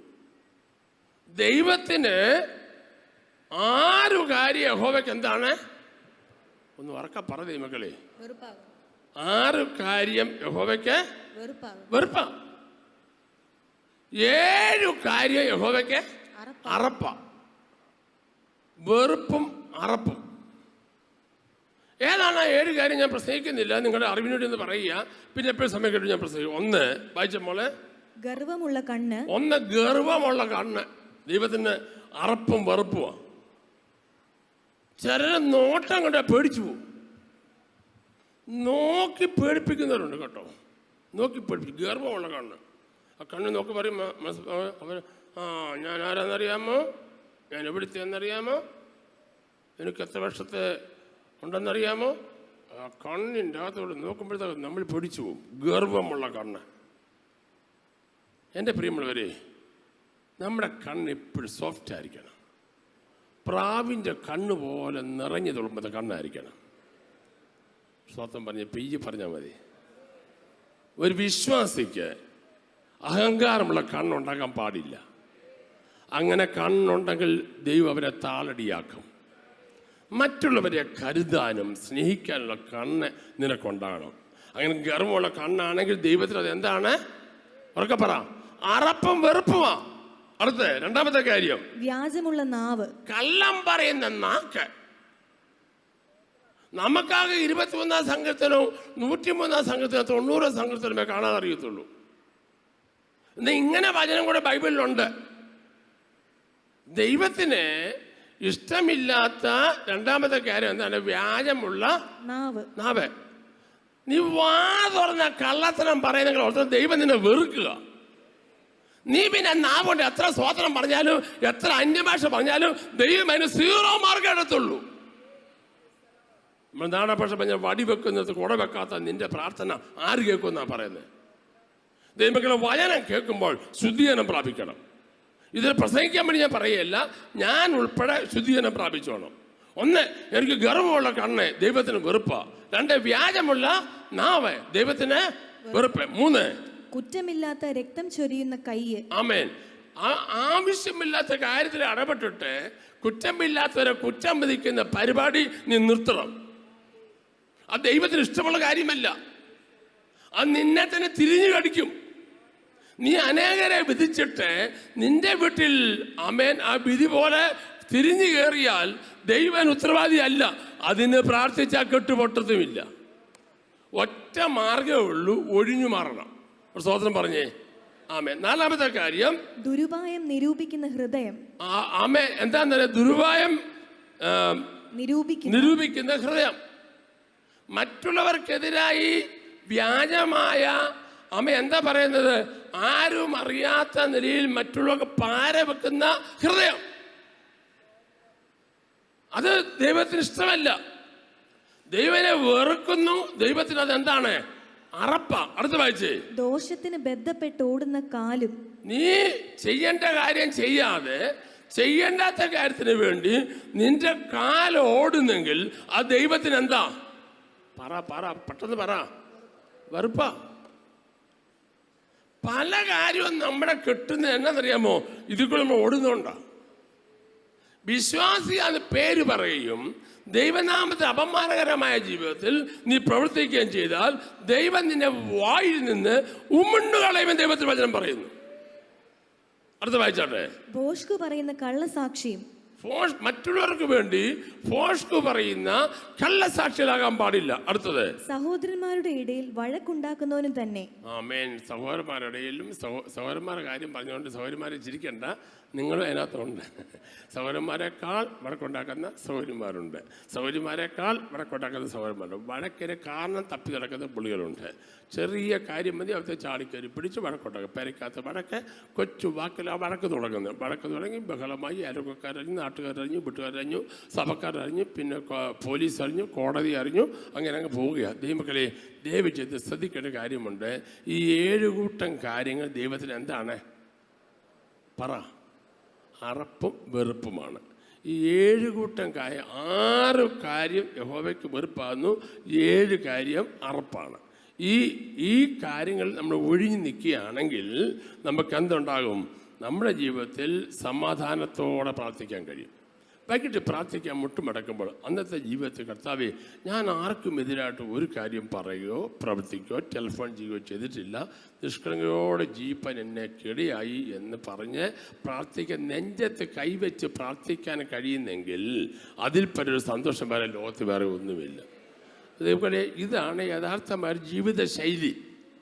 അല്ലാതെ നമുക്ക് കൈവരിക്കാൻ എല്ലാവർക്കും കഴിയും, പാട്ട് പാടാൻ എല്ലാവർക്കും കഴിയും. പക്ഷേ അതിൻ്റെ അപ്പുറത്തായിട്ട് ഒരു ആത്മീയത നമുക്ക് വെളിപ്പെട്ട് വരണം. ആമേൻ. അപ്പോൾ ഇങ്ങനെ ഉള്ള ഈ മനുഷ്യരെക്കുറിച്ച് പറഞ്ഞു വന്നിട്ട് പറയുകയാണ്, ഉറുമ്പിൻ്റെ കാര്യം പറയാം. നമ്മുടെ വിഷയം എന്താണെന്ന് പറയാ? ഉറുമ്പിൻ്റെ കാര്യം. ഉറുമ്പിൻ്റെ പറയുകയാണ്. അത് വായിച്ച മോളെ, മടിയാ ഉറുമ്പിന്റെ അടുക്കൽ ചെല്ലുക, അതിന്റെ വഴികളെ നോക്കി ബുദ്ധി പഠിക്കുക. നമ്മുടെ കണ്ണിന് മുമ്പിൽ എല്ലാവരും നോക്കണേ, കണ്ണിന് മുമ്പിൽ ഏറ്റവും ചെറിയ സാധനമാണ് എന്ത്? ഉറുമ്പ്. പക്ഷെ ഉറുമ്പിനെ നോക്കി നീ എന്ത് ചെയ്യണം? ബുദ്ധി പഠിക്കണം. ആരാ ബുദ്ധി പഠിക്കേണ്ടത്? മടിയൻ ഉറുമ്പിന്റെ അടുക്കൽ ചെന്ന് എന്ത് ചെയ്യണം? ബുദ്ധി പഠിക്കണം. എന്താ ഉറുമ്പ് കാണിക്കുന്നത്? വായിച്ചേ. അതിന് നായകനും മേൽവിചാരകനും. അതിന് പ്രധാനമന്ത്രി ഇല്ല, പ്രസിഡന്റ് ഇല്ല, മുഖ്യമന്ത്രി ഇല്ല, അവർക്ക് ഇലക്റ്റഡ് ആയിട്ടുള്ള ആരുമില്ല, ഒരു നേതാവുമില്ല. ആർക്കില്ല? പെട്ടെന്ന് പറയാം, സമയം പോവാ നമ്മുടെ. നിങ്ങൾ ലൈവായിട്ട് നിന്നാൽ ഇത് പറയാനൊക്കെ, ഇത് ഉണർവുണ്ടാകുന്ന കാര്യമല്ല, നമ്മളത് ക്രമീകരണം ഉണ്ടാക്കാൻ പോവാ നമ്മളെ. പറഞ്ഞ് ഉറുമ്പിന് ആരില്ല? ലീഡറില്ല, നായകനില്ല. അടുത്തത് മേൽവിചാരകനും അധിപതിയും ഇല്ലാതിരുന്നിട്ടും വേനൽക്കാലത്ത് തന്റെ ആഹാരം ഒരുക്കുന്നു, കൊയ്ത്തുകാലത്ത് തന്റെ തീൻ ശേഖരിക്കുന്നു. നോക്കണേ, ഉറുമ്പിന്റെ ക്വാളിറ്റി പറയുകയാണ്. നമ്മുടെ കണ്ണിന്റെ ദൃഷ്ടിയിൽ ഒരു ക്വാളിറ്റി ഇല്ലാത്ത ഏറ്റവും ചെറിയ ഒരു വസ്തു, ഒരു ജീവിയാണ് ഉറുമ്പ്. പക്ഷേ ആ ഉറുമ്പ് അടങ്ങിയിരിക്കുന്ന ജാതിയല്ല. ഉറുമ്പിനെ നോക്കി ഒത്തിരി കാര്യം പഠിക്കാനുണ്ട്, നമുക്ക് സമയമില്ലാത്തത് ഞാൻ പറയാൻ മുതിരുന്നില്ല. ഞാൻ വീടിൻ്റെ മുമ്പിൽ മാവുണ്ട്. ആ മാവിൻ്റെ ചുവട്ടിൽ ഇപ്പോൾ ഉറുമ്പിൻ്റെ സംസ്ഥാന സമ്മേളനം നടന്നുകൊണ്ടിരിക്കുകയാണ്. അതെന്താ ചെയ്യുന്നത് ചോദിച്ചാൽ, ആ മാവിൻ്റെ ചുവട്ടിൽ നിന്നുള്ള മുഴുവൻ മണ്ണും അവരെ ഭയങ്കര പവർഫുള്ളായിട്ട് പൊക്കിക്കൊണ്ട് വന്നിരിക്കുകയാണ്. പൊക്കി അതിൻ്റെ ചുറ്റും ഇങ്ങനെ വലിയൊരു മതിൽ തീർത്തുകൊണ്ടിരിക്കുകയാണ്. എന്നിട്ട് എൻ്റെ അകത്ത് കുഴി ഉണ്ടാക്കി. ഞാനൊക്കെ കഴിഞ്ഞ ദിവസം പോയി ശ്രദ്ധിച്ചു. ആ എല്ലാ ഉറുമ്പുകളും 24 hours തിരക്കാം. നിങ്ങൾ വീട്ടിൽ നിങ്ങളെന്ന് നോക്കിയാൽ നിങ്ങൾക്ക് മനസ്സിലാകും. 24 മണിക്കൂറും തിരക്കാം. തിരക്കെന്ന് പറഞ്ഞാൽ ഇത് ചെയ്യുന്ന കാര്യം, അകത്തോട്ട് പോയിട്ട് ഓരോ മണ്ണും ഓരോ തരിയും അവിടുന്ന് പൊക്കിക്കൊണ്ട് വന്ന് മേളിൽ കൊണ്ടിടുക. നമ്മുടെ വീട്ടിൽ പാത്രം തരത്തിയിടുന്ന പോലെയല്ല അവരിടുന്നത്. നമ്മൾ പിള്ളേരൊക്കെ സ്കൂളിൽ വരുമ്പോഴേ നിക്കറൊക്കെ ഊരി എറിയുന്ന എറിച്ചിട്ട് കണ്ടില്ലേ, ഉടുപ്പൊക്കെ ഇങ്ങനെ ഫ്ലൈയിങ് സോസറ പോലെ ഇടുന്നത്. അതുപോലൊന്നുമല്ല ഉറുമ്പ് ചെയ്യുന്നത്. ഉറുമ്പ് ഓരോ മണൽത്തരിയും അവിടെ കൊണ്ടിട്ടിട്ട്, നിങ്ങൾ ഇന്ന് ഞങ്ങളുടെ വീട്ടിൽ ഉച്ച കഴിഞ്ഞ് വന്നാൽ ഞാനത് കാണിക്കാം. അതിൻ്റെ ആവിൻ്റെ വട്ടം ചുറ്റും ഈ മണ്ണിങ്ങനെ പൊക്കിയിട്ട് ഇട്ടാണ് ഒരു ഒരു ഒരു ഒരു ബണ്ട് പോലെ ആക്കിയിരിക്കുക. ചുറ്റും നല്ല റൗണ്ടിൽ ഒരു മണൽത്തരി പോലും വൃത്തികേടാകാതെ അങ്ങനെ ഇട്ടിരിക്കുകയാണ്. അങ്ങനെ ചെയ്തുകൊണ്ടിരിക്കുക. ഇത് വേനൽക്കാലമാകുകയാണ്. മഴക്കാലത്തേക്ക് രസം അതല്ല, ഒരു തുള്ളി വെള്ളം മഴ പെയ്താലും ഇതിനകത്ത് പോകത്തില്ല. അങ്ങനൊരു സ്ഥലത്താണ് ഉറുമ്പി സംഭവം ചെയ്തുകൊണ്ടിരിക്കുന്നത്. എന്നിട്ടോ ഇവിടുന്ന് വല്ല എവർ യൂണിയനായിട്ട് സാധനം കൊണ്ടുവന്ന് അവിടെ സ്റ്റോർ ചെയ്തുകൊണ്ടിരിക്കുക. അവരെ യാത്ര കണ്ടാൽ ഭയങ്കര രസമാണ്. ഭയങ്കര SFI DYFI റാലി പോലെയല്ല. അതിനൊക്കെ നമ്മൾ സഭായോഗത്തിന് 7:30 തുടങ്ങുന്ന പറഞ്ഞ് 8:15 വന്ന് കയറുന്ന പോലെയല്ല. അത് കറക്റ്റ് സമയം അവർ പാലിക്കുന്നത്. ഇവിടെ ഇന്ന് ഞാനവിടെ പുറകെ നോക്കി, വായുവിലേക്ക് വരുന്ന പോലെ ചെല്ലു വരുന്നത്. 8:30 ആകുമ്പോഴത്തേക്ക് വരുന്ന വരവ് കാണണം. എൻ്റെ ദൈവമേ, ഏതാണ്ട് സംഭവം നടന്ന പോലെ ഓടി വരുന്നത്. ഇവിടെ ഒരു സംഭവം നടന്നിട്ടില്ല. 8 മണിക്ക് വന്നാൽ ശാന്തമായിട്ട് വരാൻ പറ്റും. നിങ്ങൾ ഇത് ഉറുമ്പിനെ ഒന്ന് നോക്കിപ്പടി. എത്ര സ്റ്റാൻഡേർഡായിട്ടാണ് ഉറുമ്പ് ഓരോ കാര്യങ്ങൾ ചെയ്യുന്നത്. ഞാൻ കണ്ടൊരു കാര്യം പറയാണ്. ഉറുമ്പ് ഒരു 500 ഉറുമ്പ് അങ്ങോട്ട് പോകുന്നു, 500 ഉറുമ്പ് ഇങ്ങോട്ട് വരുന്നു. അപ്പോൾ ഇവിടുന്ന് പോകുന്ന ഉറുമ്പ് നെല്ലും സാമഗ്രികളും എല്ലാം കൂടെ കുത്തിപ്പെറുക്കി അവിടെ സ്റ്റോർ ചെയ്യാൻ അങ്ങോട്ട് പോകുമ്പോൾ കൊണ്ടിട്ട പുള്ളികൾ ഇങ്ങോട്ട് വരികയാണ്. അപ്പോൾ ഇങ്ങോട്ട് വരുന്ന കൂട്ടത്തിൽ നിങ്ങൾ ശ്രദ്ധിച്ച് നോക്കണം, അവരെല്ലാം വിസർജുംബനം കൊടുത്തേച്ചാണ് പോകുന്നത്. ആണോ അല്ലയോ?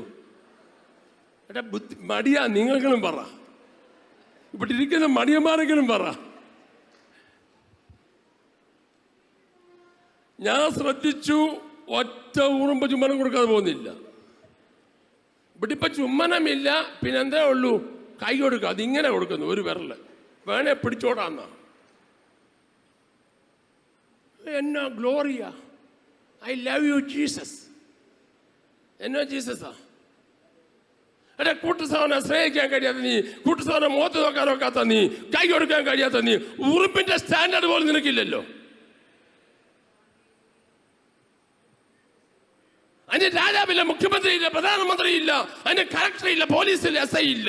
പക്ഷേ അവരെ പോക്ക് കണ്ടാൽ ഇത്ര ചുറ്റിയായിട്ട് പോകുന്ന ഒരു പോക്കില്ല. സ്വന്തം കാറുണ്ട് വീട്ടിൽ, പെട്രോൾ അതിനകത്തുണ്ട്. നിനക്ക് 10 മിനിറ്റ് നേരത്തെ യോജന വന്നാൽ എന്നാ കുഴപ്പം? തെക്കോട്ടും വടക്കോട്ടും ഓടുക. എന്തിനാ ഓടുന്നേ? ഞാൻ കഴിഞ്ഞ ആഴ്ച പറഞ്ഞ വീണ്ടും ഓർപ്പിക്കുകയാണ്, ദൈവത്തിന്റെ കാര്യം നീ ഉഴപ്പിയാൽ നിന്റെ കാര്യം ദൈവം ഉഴപ്പും. ആത്മീയത്തിൽ വന്നിട്ട് മടിയന്മാരാകരുത്. ഒരു ഉറുമ്പനെയെങ്കിലും കണ്ട് നീ കാര്യം പഠിക്കേ. ഉറുമ്പ് ബലഹീന ജാതിയാണെങ്കിലും അത് വേനൽക്കാലത്ത് തീനൊപ്പിക്കുന്നു. അതിനറിയാം ഒരു മഴക്കാലം വരുന്നുണ്ടെന്ന്. മഴക്കാലത്ത് അത് ഇറങ്ങിയാൽ ഒഴുകിപ്പോകുമെന്ന് അതിനറിയാം. മഴക്കാലത്ത് മാളത്തിലിരുന്ന് പട്ടിണി കൊണ്ട് ചാകാൻ ഇഷ്ടപ്പെടുന്നില്ല. ഒരു കാര്യം കൂടെ കേട്ടോണോ, ഒറ്റ ഉറുമ്പും പട്ടിണി കിടന്ന് ചത്തുപോയിട്ടില്ല. ഒറ്റ ഉറുമ്പും ആത്മഹത്യ ചെയ്തിട്ടില്ല. ഉണ്ടോ? ഉറുമ്പിന്റെ ബ്രെയിൻ എന്തോ നമുക്കൊക്കെ ഇത്ര ഉണ്ടെന്നൊക്കെയാ പറയുന്നത്. ബ്രെയിന് എന്നാ ഗുണം? ഒരു ഗുണമില്ല. ഉറുമ്പിനെ നോക്കിക്കേ, ബ്രെയിൻ ഉണ്ടോയെന്ന് പോലും എനിക്കറിയത്തില്ല. പക്ഷേ അത്യാവശ്യമുണ്ട്, വിവരമുണ്ട്. എന്താ വിവരം? മടിക്കാതിരിക്കാൻ, പ്രാർത്ഥിക്കേണ്ട സമയത്ത് പ്രാർത്ഥിക്കാൻ, കൈയടിക്കേണ്ട സമയത്ത് കൈയടിക്കാൻ, ആരാധനയ്ക്ക് വേണ്ട സമയത്ത് ആരാധനയ്ക്ക് വരാൻ, ബൈബിൾ വായിക്കാൻ, ആത്മീയ കാര്യത്തിന് മുൻതൂക്കം കൊടുക്കാൻ, സഭായം ഉഴപ്പാതിരിക്കാൻ, കർത്തന്മേശ റിഗറലായിട്ട് എടുക്കാൻ ഒരു ബുദ്ധി ഇന്ന് വളർക്കാനോ പരിശുദ്ധം അതിനോട് തരികയാണ്. രണ്ട് കൈ ഉയർത്തി ഒരു സ്തോത്രം പറഞ്ഞാട്ടെ. ആത്മീയത്തിൽ വന്നിട്ട് കുടുംബത്തിലായാലും മടിയന്മാരാകരുത്.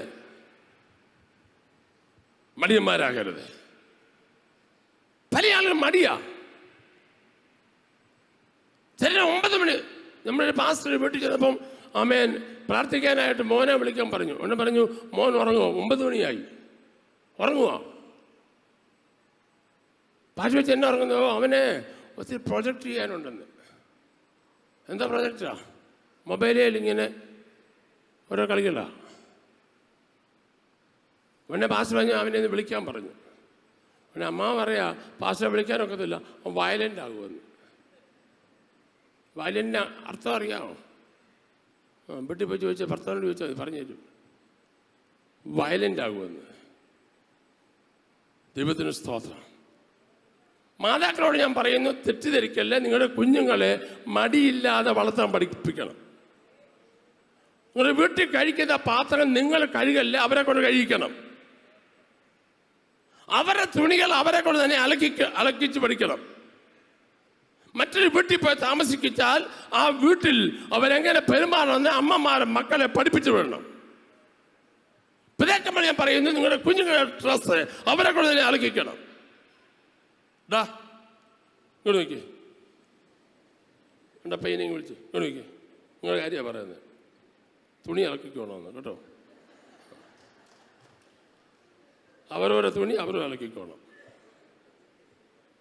വീട് ഉഴപ്പിക്കിടക്കുന്നു, തൂക്കാനായിട്ട് അമ്മ തൂക്കണം. പിള്ളേർ തൂക്കത്തില്ല. അവൾ MBBS പഠിക്കുക, അവളെ FRCS പഠിക്കുക. നീ എന്നാ പഠിച്ചാലും മാനം മര്യാദക്ക് ജീവിക്കാൻ ആദ്യം പഠിക്കേ. ക്രിസ്ത്യാനിറ്റി എന്ന് പറയുന്നത് പ്രസംഗം മാത്രമല്ല, പ്രാക്ടിക്കലൂടാണ്. ഈ സഭ ഒരു മാതൃകാ സഭയാണെന്നാണ് എൻ്റെ ആഗ്രഹം. ഒത്തിരി തിയോളജിക്കാർക്ക് വലുത് ഇവിടെ എങ്ങനെ ജീവിക്കണം നമ്മൾ കണ്ടുപിടിക്കണം. ഇവിടെ അല്ലാണ്ട് ചോദിച്ചു, സഭ മഹോദരപത്തിൽ കൂടെ കടന്നു പോകുമ്പോൾ അറിയണം. മഹോദരപത്തിൽ കൂടെ ഞാൻ പറഞ്ഞു, ഇവിടുത്തെ ഉപദ്രവം ആദ്യം ഒന്ന് കഴിയട്ടെ. വലിയ അഭ്യാസമാണ്, വലിയ അഭ്യാസമാണ്. എന്നാണെന്നറിയാമോ? ഞാൻ വലിയ തിയോളജി പഠിച്ചുകൊണ്ടിരിക്കുന്നത് കാണിക്കാനാ. വെറും അഭ്യാസമാണ്. ഇവിടെ സഭയാത്ര കറക്റ്റ് സമയം വരാത്തന്നെ മഹോദരം അറിയണ്ടേ. നമ്മുടെ വീട് അടുക്ക് ചുട്ടേമായിരിക്കണം. ഒറ്റ കുഞ്ഞ് അനങ്ങുന്ന നോക്കി, അനങ്ങിപ്പോകേക്കില്ലേ? ഒറ്റ അനങ്ങാതെ ഇത് കേട്ടോണം. ഇതിൻ്റെ ബാക്കി ഇപ്പം തീരത്തില്ല, സമയം തീരുകയാണ്. എനിക്ക് ബാക്കി ഉണ്ട് കേട്ടോ, ബാക്കി ഞാൻ പറയും. സ്തോത്രം. ഡ്രസ്സിങ്ങിനകത്ത് ഒരു 2 ഷർട്ടേ ഉള്ളെങ്കിലും അത് അലക്കി തേച്ച് വൃത്തിയായി നടക്കണം. നമ്മുടെ വീട്, നമ്മുടെ ബാത്റൂം, നമ്മുടെ വീടിൻ്റെ പരിസരമൊക്കെ വൃത്തിയായി സൂക്ഷിക്കണം. അത് ഒരാൾ തലോട്ട് വെക്കല്ലോ, ഒരാൾ ജോലി എന്ന് പറഞ്ഞുകൊണ്ട് എല്ലാം അവരെ മണ്ടക്കോട്ട് വെക്കാൻ ശ്രമിക്കല്ലേ. അതാ പല വീട്ടിൽ നടക്കുന്നത്. ഒരാൾ ചെയ്താൽ പിന്നെ അതെടുത്ത് മുതലെടുക്കുക. നമുക്ക് കൂട്ടുത്തരവാദിത്തമാണ് കാര്യങ്ങൾക്കകത്തുള്ളത്. ഒരു ജോലി ചെയ്തുകൊണ്ടൊന്നും ഒരു കുഴപ്പമില്ല. 12 കാളയെ പൂട്ടിക്കൊണ്ടിരിക്കുമ്പോൾ 12ാമത്തിന് പുറകെ കൂടെ ഉഴുതുകൊണ്ടിരിക്കുന്ന ഏലിശയെ ദൈവം തിരഞ്ഞെടുത്ത്. ആക്റ്റീവായി നിന്നെ മാത്രമേ ദൈവം വേല ഏൽപ്പിക്കത്തുള്ളൂ. മാറി പഠിച്ച് ഉറങ്ങിക്കിടക്കാൻ നിന്നെ എന്നെ ഏൽപ്പിക്കാനാ? ദൈവം പോലെ നിന്നെ കൊണ്ട് സൈ കെട്ടിരിക്കുക. എടാ, നീ ഉറുമ്പിനെ നോക്കി പടി. ഉറുമ്പ് എത്ര ആക്റ്റീവായിട്ടാണ് കാര്യങ്ങൾ ചെയ്യുന്നത്, എത്ര ഭംഗിയായിട്ട് ചെയ്യുന്നു. ചില ആളുകളുടെ പ്രശ്നം കൈ പൈസ വരുമ്പോൾ അതിൽ അടിച്ചങ്ങ് തീർക്കും.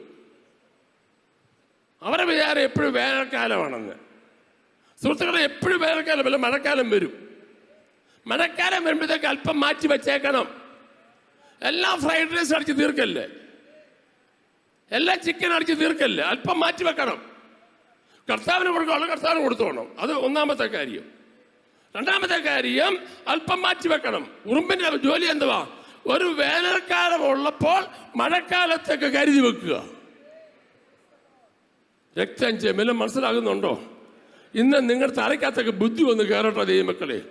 എല്ലാ അലസതയും മാറ്റണം. ഉഴപ്പി നടക്കല്ലേ. ഉഴപ്പി നടന്നാൽ അത് വലിയ ദോഷമുള്ള കാര്യമാണ്. ആ ദൈവത്തിന് പോലും ഇഷ്ടമുള്ള കാര്യമല്ല. ഇവിടെ പറയുകയാണ് അതിന്റെ 9ാമത്തെ വാക്യം, മടിയാ നീ എത്ര നേരം വീണ്ടും വിളിച്ച് പറയാം, മടിയാ നീ എത്ര നേരം കിടന്നുറങ്ങും. ചില കാലം ഉറക്കമേ ഉള്ളൂ, എന്നിട്ട് പറയാം രാത്രി ഉറക്കമില്ലെന്ന്. ഞാൻ ചോദിച്ചു, പാസ്റ്ററെ ഉറക്കമില്ല. ഞാൻ ചോദിച്ചു, പകൽ ഉറങ്ങുമോ? പകൽ 5-6 മണിക്കൂർ ഉറങ്ങും.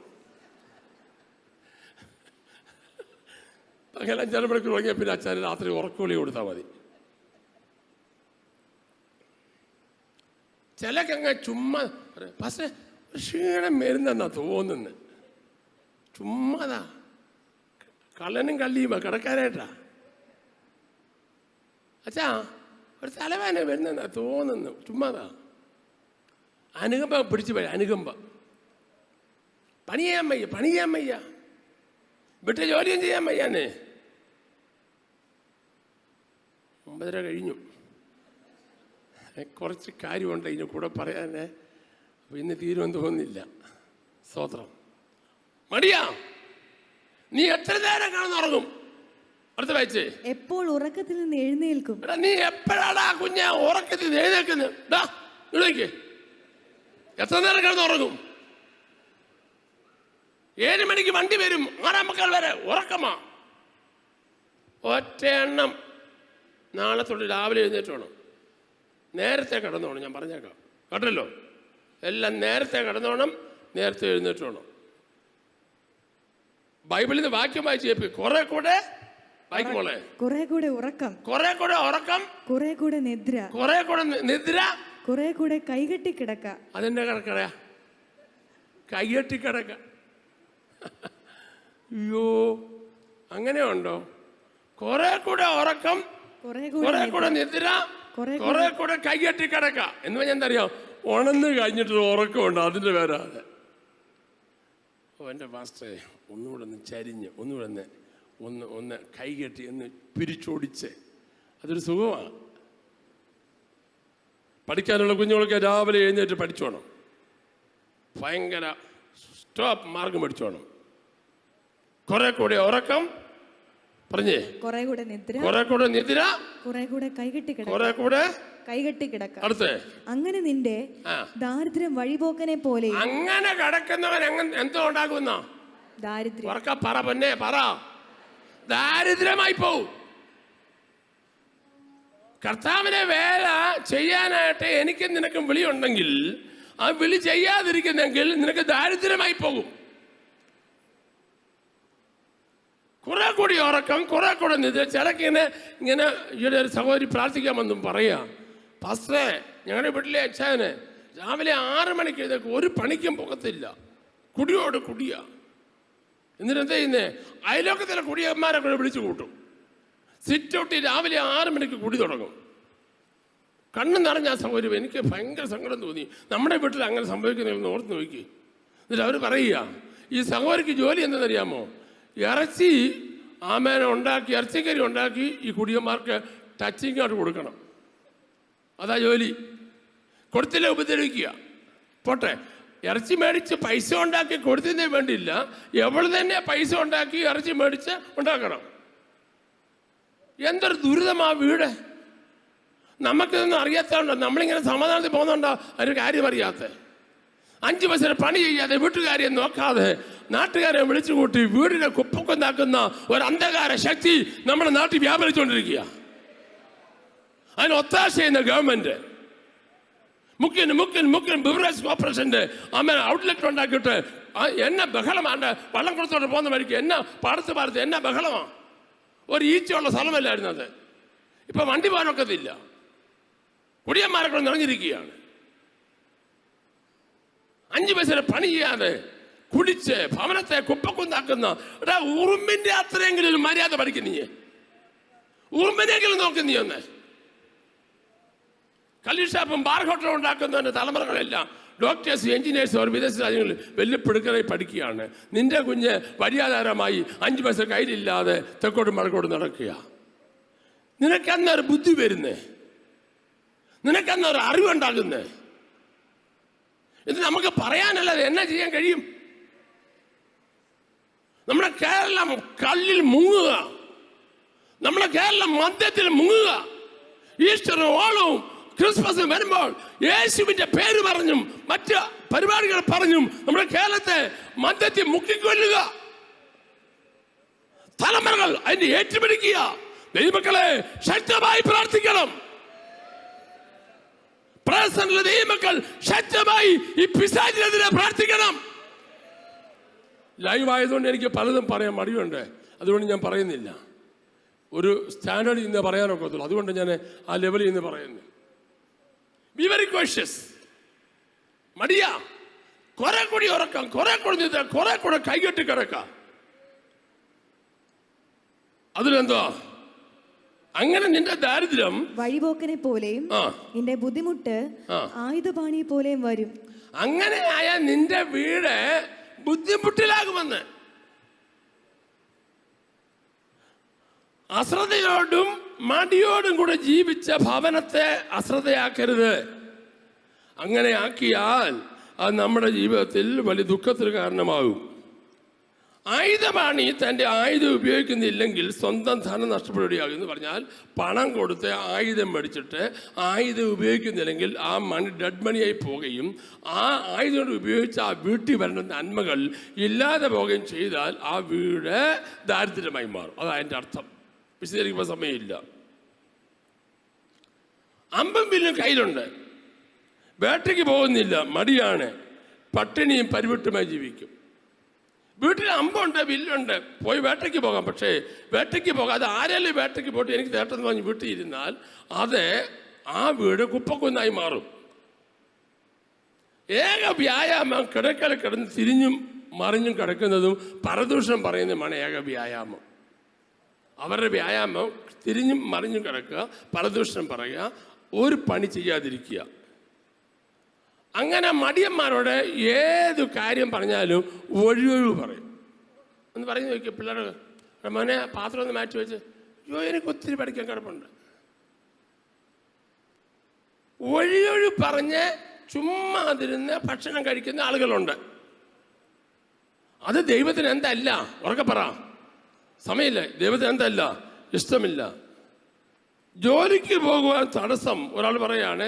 ജോലിക്ക് പോകുമ്പോൾ ഞാൻ പറയാം, ജോലിക്ക് പോകാൻ ഒക്കത്തില്ല, വഴിയിൽ സിംഹം ഉണ്ടെന്ന്. വഴിയിൽ എന്തുണ്ട്? സിംഹം ഇല്ല, വഴിയഴിവാകും. ജോലിക്ക് പോകുന്നില്ല, വഴിയിൽ എന്തുണ്ട്? സിംഹമുണ്ട്. ഏത് നല്ല കാര്യം ചെയ്യാൻ വന്നാലും ഒഴിവൊഴിവ് പറയാം. എന്നെ കിടക്കത്തില്ല, ഞാനായിട്ട് പോകുന്നില്ല, അവരാരെല്ലാം ചെയ്യട്ടെ, ഞാൻ ചെയ്യുന്നില്ല. അത് മടിയന്മാരുടെ ലക്ഷണമാണ്. പക്ഷെ അവരുടെ ആഗ്രഹം എന്തെന്നറിയാമോ? ധനികനാകാനാണ് ഇഷ്ടം. എന്നാൽ പുതിയ നിയമത്തിൽ വരുമ്പോൾ, അതുകൂടെ പറഞ്ഞു നിർത്താം, പുതിയ നിയമത്തിൽ വരുമ്പോൾ വളരെ ഗൗരവമായ ഭാഷയിൽ അപ്പോസ്തലനായ പൗലുസ് കാര്യം പറയുന്നുണ്ട്. അത് നമ്മൾ വായിക്കുന്ന നല്ലതാണ്. അപ്പോസ്തലനായ പൗലുസ് ഈ കാര്യങ്ങൾ പറയുന്നൊരു ഭാഗം ഇതിനകത്തുണ്ട്. അത് 2 തെസ്സലോനി 3-ാം അധ്യായത്തിൻ്റെ 8 മുതൽ 11 പെട്ടെന്ന് വായിച്ച സമയം പോയി. 2 തെസ്സലോനി 3-ാം അധ്യായത്തിൻ്റെ വായിച്ച 3-ന്റെ 8 മുതൽ 13 വരെ. ആരുടെയും ആഹാരം വെറുതെ അനുഭവിച്ചിട്ടുമില്ല. അപ്പോസ്തലൻ പൗലോസ് പറയാണ്, ഞാൻ ആരുടെ ആഹാരം വെറുതെ എന്ത് ചെയ്തിട്ടില്ല, അനുഭവിച്ചിട്ടില്ല. അടുത്ത, നിങ്ങളിൽ ആർക്കും ഭാരമായി തീരരുത് എന്ന് വെച്ച് ഞങ്ങൾ അധ്വാനത്തോടും പ്രയാസത്തോടും കൂടെ രാപ്പകൽ വേല ചെയ്തു പോന്നത്. പൗലോസ് പറയാണ്, നിങ്ങളുടെ പണം മേടിച്ച് ഞങ്ങൾ തിന്നെന്ന് വരാതിരിക്കാൻ നിങ്ങളോട് കൂടെ ഞങ്ങളും എന്ത് ചെയ്തു? അധ്വാനിച്ചു. നിങ്ങളോട് കൂടെ ഞങ്ങളും എന്ത് ചെയ്തു? അധ്വാനിച്ചു. ഞങ്ങൾ മൂലം നിങ്ങൾക്ക് എന്താകരുത്? ഭാരമാകാതിരിക്കാനാണ് ഞങ്ങൾ അധ്വാനിച്ചു. അടുത്ത വായിച്ചേ. അനുകരിപ്പാൻ നിങ്ങൾക്ക് ഞങ്ങളെ മാതൃകയാക്കി തരേണ്ടതിനത്രേ. എന്താ ഒന്ന് വായിച്ചേ. അനുകരിപ്പാൻ നിങ്ങൾക്ക് ഞങ്ങളെ മാതൃകയാക്കി തരേണ്ടതിനത്രേ. നിങ്ങൾ വേല ചെയ്തോ, നിങ്ങൾ കൊണ്ടുവന്നോ, ഞങ്ങൾ കഴിച്ചോളാം എന്ന് പറഞ്ഞോണ്ട് നിങ്ങളെ കൊണ്ട് പണി ചെയ്യിക്കുകയും ഞങ്ങൾ സുഖിക്കുകയും ചെയ്യാനായിട്ട് ഞങ്ങൾ ആഗ്രഹിക്കുന്നില്ല. ശ്രദ്ധിക്കാൻ സമയമില്ല. അതുകൊണ്ട് എന്ത് ചെയ്യണം? നിങ്ങൾ ജോലി ചെയ്യുന്ന പോലെ തന്നെ ഞങ്ങളും ജോലി ചെയ്യുമ്പോൾ ഞങ്ങൾ നിങ്ങൾക്ക് മോഡലാകുക, ഞങ്ങൾ നിങ്ങൾക്ക് അനുകാരികളായി മാറുക എന്ന് എന്ത് പറയുന്നോ അതുപോലെ പ്രവർത്തിക്കാനായിട്ട് ഞങ്ങൾ എന്ത് ചെയ്യുന്നു? തയ്യാറാകുന്നു. അടുത്ത വായിച്ചേ. വേല ചെയ്യുവാൻ മനസ്സില്ലാത്തവൻ തിന്നുകയും അരുത് എന്ന്. എല്ലാവരും അടിയിൽ നിന്ന് വരയിട്ട്, ആ വാക്യത്തിന് അടിയിൽ നിന്ന് വരയിട്ട്. ഇല്ല, പേന ഉള്ളവരൊക്കെ ഒന്ന് വരച്ചേ ഒക്കത്തുള്ളൂ. അതെന്ന് വരപ്പിച്ചിട്ട് ഞാൻ വിടത്തുള്ളൂ. വരച്ചോ? ആണ് ചിലർ കുനിഞ്ഞിരിക്കുന്നുള്ളൂ, വരയ്ക്കുന്നില്ല. വരച്ചില്ലേ വീട്ടിൽ പോയി വരച്ചോണം. വേല ചെയ്യാൻ മനസ്സില്ലാത്തവൻ. ഉറക്കെന്ന് പറഞ്ഞേ. വേല ചെയ്യാൻ മനസ്സില്ലാത്തവൻ ശാപ്പാടടിക്കാൻ പോകരുതെന്നോ ശരിയായ ഭാഷ. തിന്നല്ല, എന്തൊരു ഭാഷയല്ലേ പൗലോസ് പറയുന്നത്. സ്റ്റാൻഡേർഡ് പറഞ്ഞ ഭാഷ. തിന്നല്ലെന്ന് പറഞ്ഞാൽ എന്താ? കഴിക്കല്ലെന്ന് പറഞ്ഞ രസം ഉണ്ടായിരുന്നു. തിന്നല്ലെന്ന് പറഞ്ഞാൽ എന്താ? നമ്മളെ വീട്ടിൽ കഴിക്കാൻ വിളിച്ചു. ഒരു വീട്ടിൽ നമുക്ക് ഫുഡിന് വേണ്ടി വിളിച്ചു. എന്നെ ഗ്രഹമെന്ന് പറയാം, എല്ലാവരും തിന്നാമ്മ. ഞാനാണ് പിന്നെ ആ വീട്ടിൽ കഴിക്കത്തില്ല. പക്ഷേ തമിഴിലൊരു സഹോദരി പറഞ്ഞു. പക്ഷേ സഭ്യമായ ഭാഷയല്ലത് ഞാൻ മൈക്കോടെ പറയുന്നില്ല. രഹസ്യമായി ചോദിച്ചാൽ പറയാം എന്താ അവർ പറഞ്ഞെന്നുള്ളത്. വീട്ടിൽ ഇതൊരു ഫുഡൊക്കെ ഉണ്ടാക്കി തമിഴ് ഭാഷയിൽ കഴിക്കാൻ വിളിച്ചൊരു ഭാഷയുണ്ട്. ഞാൻ പറയത്തില്ല മൈക്കിൽ കൂടെ, പിന്നെ വന്നാൽ പറഞ്ഞു കേൾപ്പിക്കുക. വളരെ സ്റ്റാൻഡേർഡ് കുറഞ്ഞാണ് പൗലോസ് പറഞ്ഞിരിക്കുന്നത്. വേല ചെയ്യാത്തവൻ എന്തുകൊണ്ട് ചെയ്യല്ലേ? പറ പിള്ളേർ കേട്ടോ. ജോലി ചെയ്യാത്ത ഒറ്റ കുഞ്ഞു കഴിക്കാൻ വന്നേക്കല്ലേ? ഇവരെ ഞാൻ പറഞ്ഞേക്കാം. അമ്മമാർ പറഞ്ഞ അവരെ കൂടെ വേല ചെയ്യിക്കണം, ചപ്പാത്തി ചുടിക്കണം, വീട്ടിൽ തേച്ച് മടക്കിക്കണം, തുണി അലക്കിക്കണം, വീട് തൂക്കണം, തുടപ്പിക്കണം. ഡോക്ടർ എഞ്ചിനീയർ ആക്കുന്ന പിന്നത്തെ കാര്യമോ? കേട്ടോ? നിന്നോടാ പറയുന്നത്. ഒരു ഇരിപ്പ് വേണ്ട നല്ല ഇത്രയും നല്ല സുന്ദരന്മാർ നമ്മുടെ സഭയിൽ ഉണ്ടല്ലോ. എന്ത് രസമാണ് കാണാൻ. ഓർത്തോണം, പണി ചെയ്തു വേണം. മമ്മിമാരെ സഹായിക്കണം, ഡാഡിമാരെ സഹായിക്കണം. വേല തിന്നെ അല്ല ജോലി ചെയ്യാൻ മടിയുള്ളവൻ എന്ത് ചെയ്യല്ലേ? പറ ഉറക്കെ എന്ന് പറയാ. ചാണ വെളിയിരിക്കുന്നവരൊക്കെ എന്ന് പറഞ്ഞേ തിന്നല്ലെന്ന്. കർത്താദാസന്മാർ 3 പേർക്കാണ് 24 hours ഡ്യൂട്ടി പ്രധാനമായും. 2 പേരെ മെയിൻ. ഒന്ന് പാസ്റ്റേഴ്സും മറ്റൊന്ന് ഡോക്ടേഴ്സും. 24 hours ഡ്യൂട്ടിയാണ്. ആരൊക്കെയാ പെട്ടെന്ന് പറഞ്ഞേ? പാസ്റ്റേഴ്സും 24 hours ഡ്യൂട്ടി. നമുക്ക് ഉറങ്ങാൻ അനുവാദമില്ല. ഏത് സമയത്ത് ഡോക്ടറെ വിളിച്ചാൽ ഡോക്ടർ ഓടി ഹോസ്പിറ്റലിൽ ചെല്ലണം. കാരണം ജീവൻ്റെ കാര്യമാണ്. പാസ്റ്റർമാർ അതാ ഇടയ ശുശ്രൂഷ. ഒരാടിന് വേദന ഉണ്ടായാൽ നാളെ രാവിലെ വരുമ്പോൾ കട്ടക്കപ്പ തിന്നേരെ അസുഖം മാറണമെന്ന് പറഞ്ഞ് നോക്കത്തില്ല. ചാകുന്നതിന് മുമ്പ് ചെല്ലണം. ഈ കുമ്മനാട്ടിൽ ഞാൻ ഇരുന്ന കാലത്തെ, വൈസ് പ്രസിഡന്റ് ഇരുന്ന കാലത്ത്, ഈ ട്രാൻസ്ഫറിൻ്റെ സമയമാകുമ്പോൾ കുറച്ച് പേര് വരും സഭ വേണമെന്ന് പറഞ്ഞ്. ആരാ വരുന്നറിയോ? മടിയന്മാരാ. ഒരു പണി ചെയ്യത്തില്ല, ഒരു വീട്ടിക്കകത്ത് ട്രാക്ട് കൊടുക്കത്തില്ല, ആത്മാക്കളെ നേടത്തില്ല. ഞാൻ നിങ്ങളോട് എൻ്റെ കാര്യം പറയുകയാണേ. സഭ തുടങ്ങിയത് 92-ലാണ്. സത്യം പറഞ്ഞാൽ ഉറങ്ങാത്ത എത്രയോ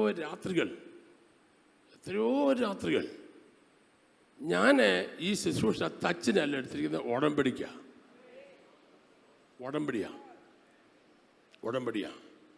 വി.എ. തോമസ് പറഞ്ഞൊരു പാസ്റ്റർ ഉണ്ടായിരുന്നു ഷാരോണിൽ. അത് പ്രാസംഗികനായിരുന്നു. അദ്ദേഹം പാലക്കാട്ട് കൺവെൻഷൻ പ്രസംഗിക്കാൻ പോയിച്ച് രാവിലെ 10:30 മണിക്കാണ് ന്യൂൻ്റെ ബൈബിൾ കോളേജിൽ പഠിപ്പിക്കാൻ വന്നത്. 9 മണിക്ക് വരേണ്ടതാണ്.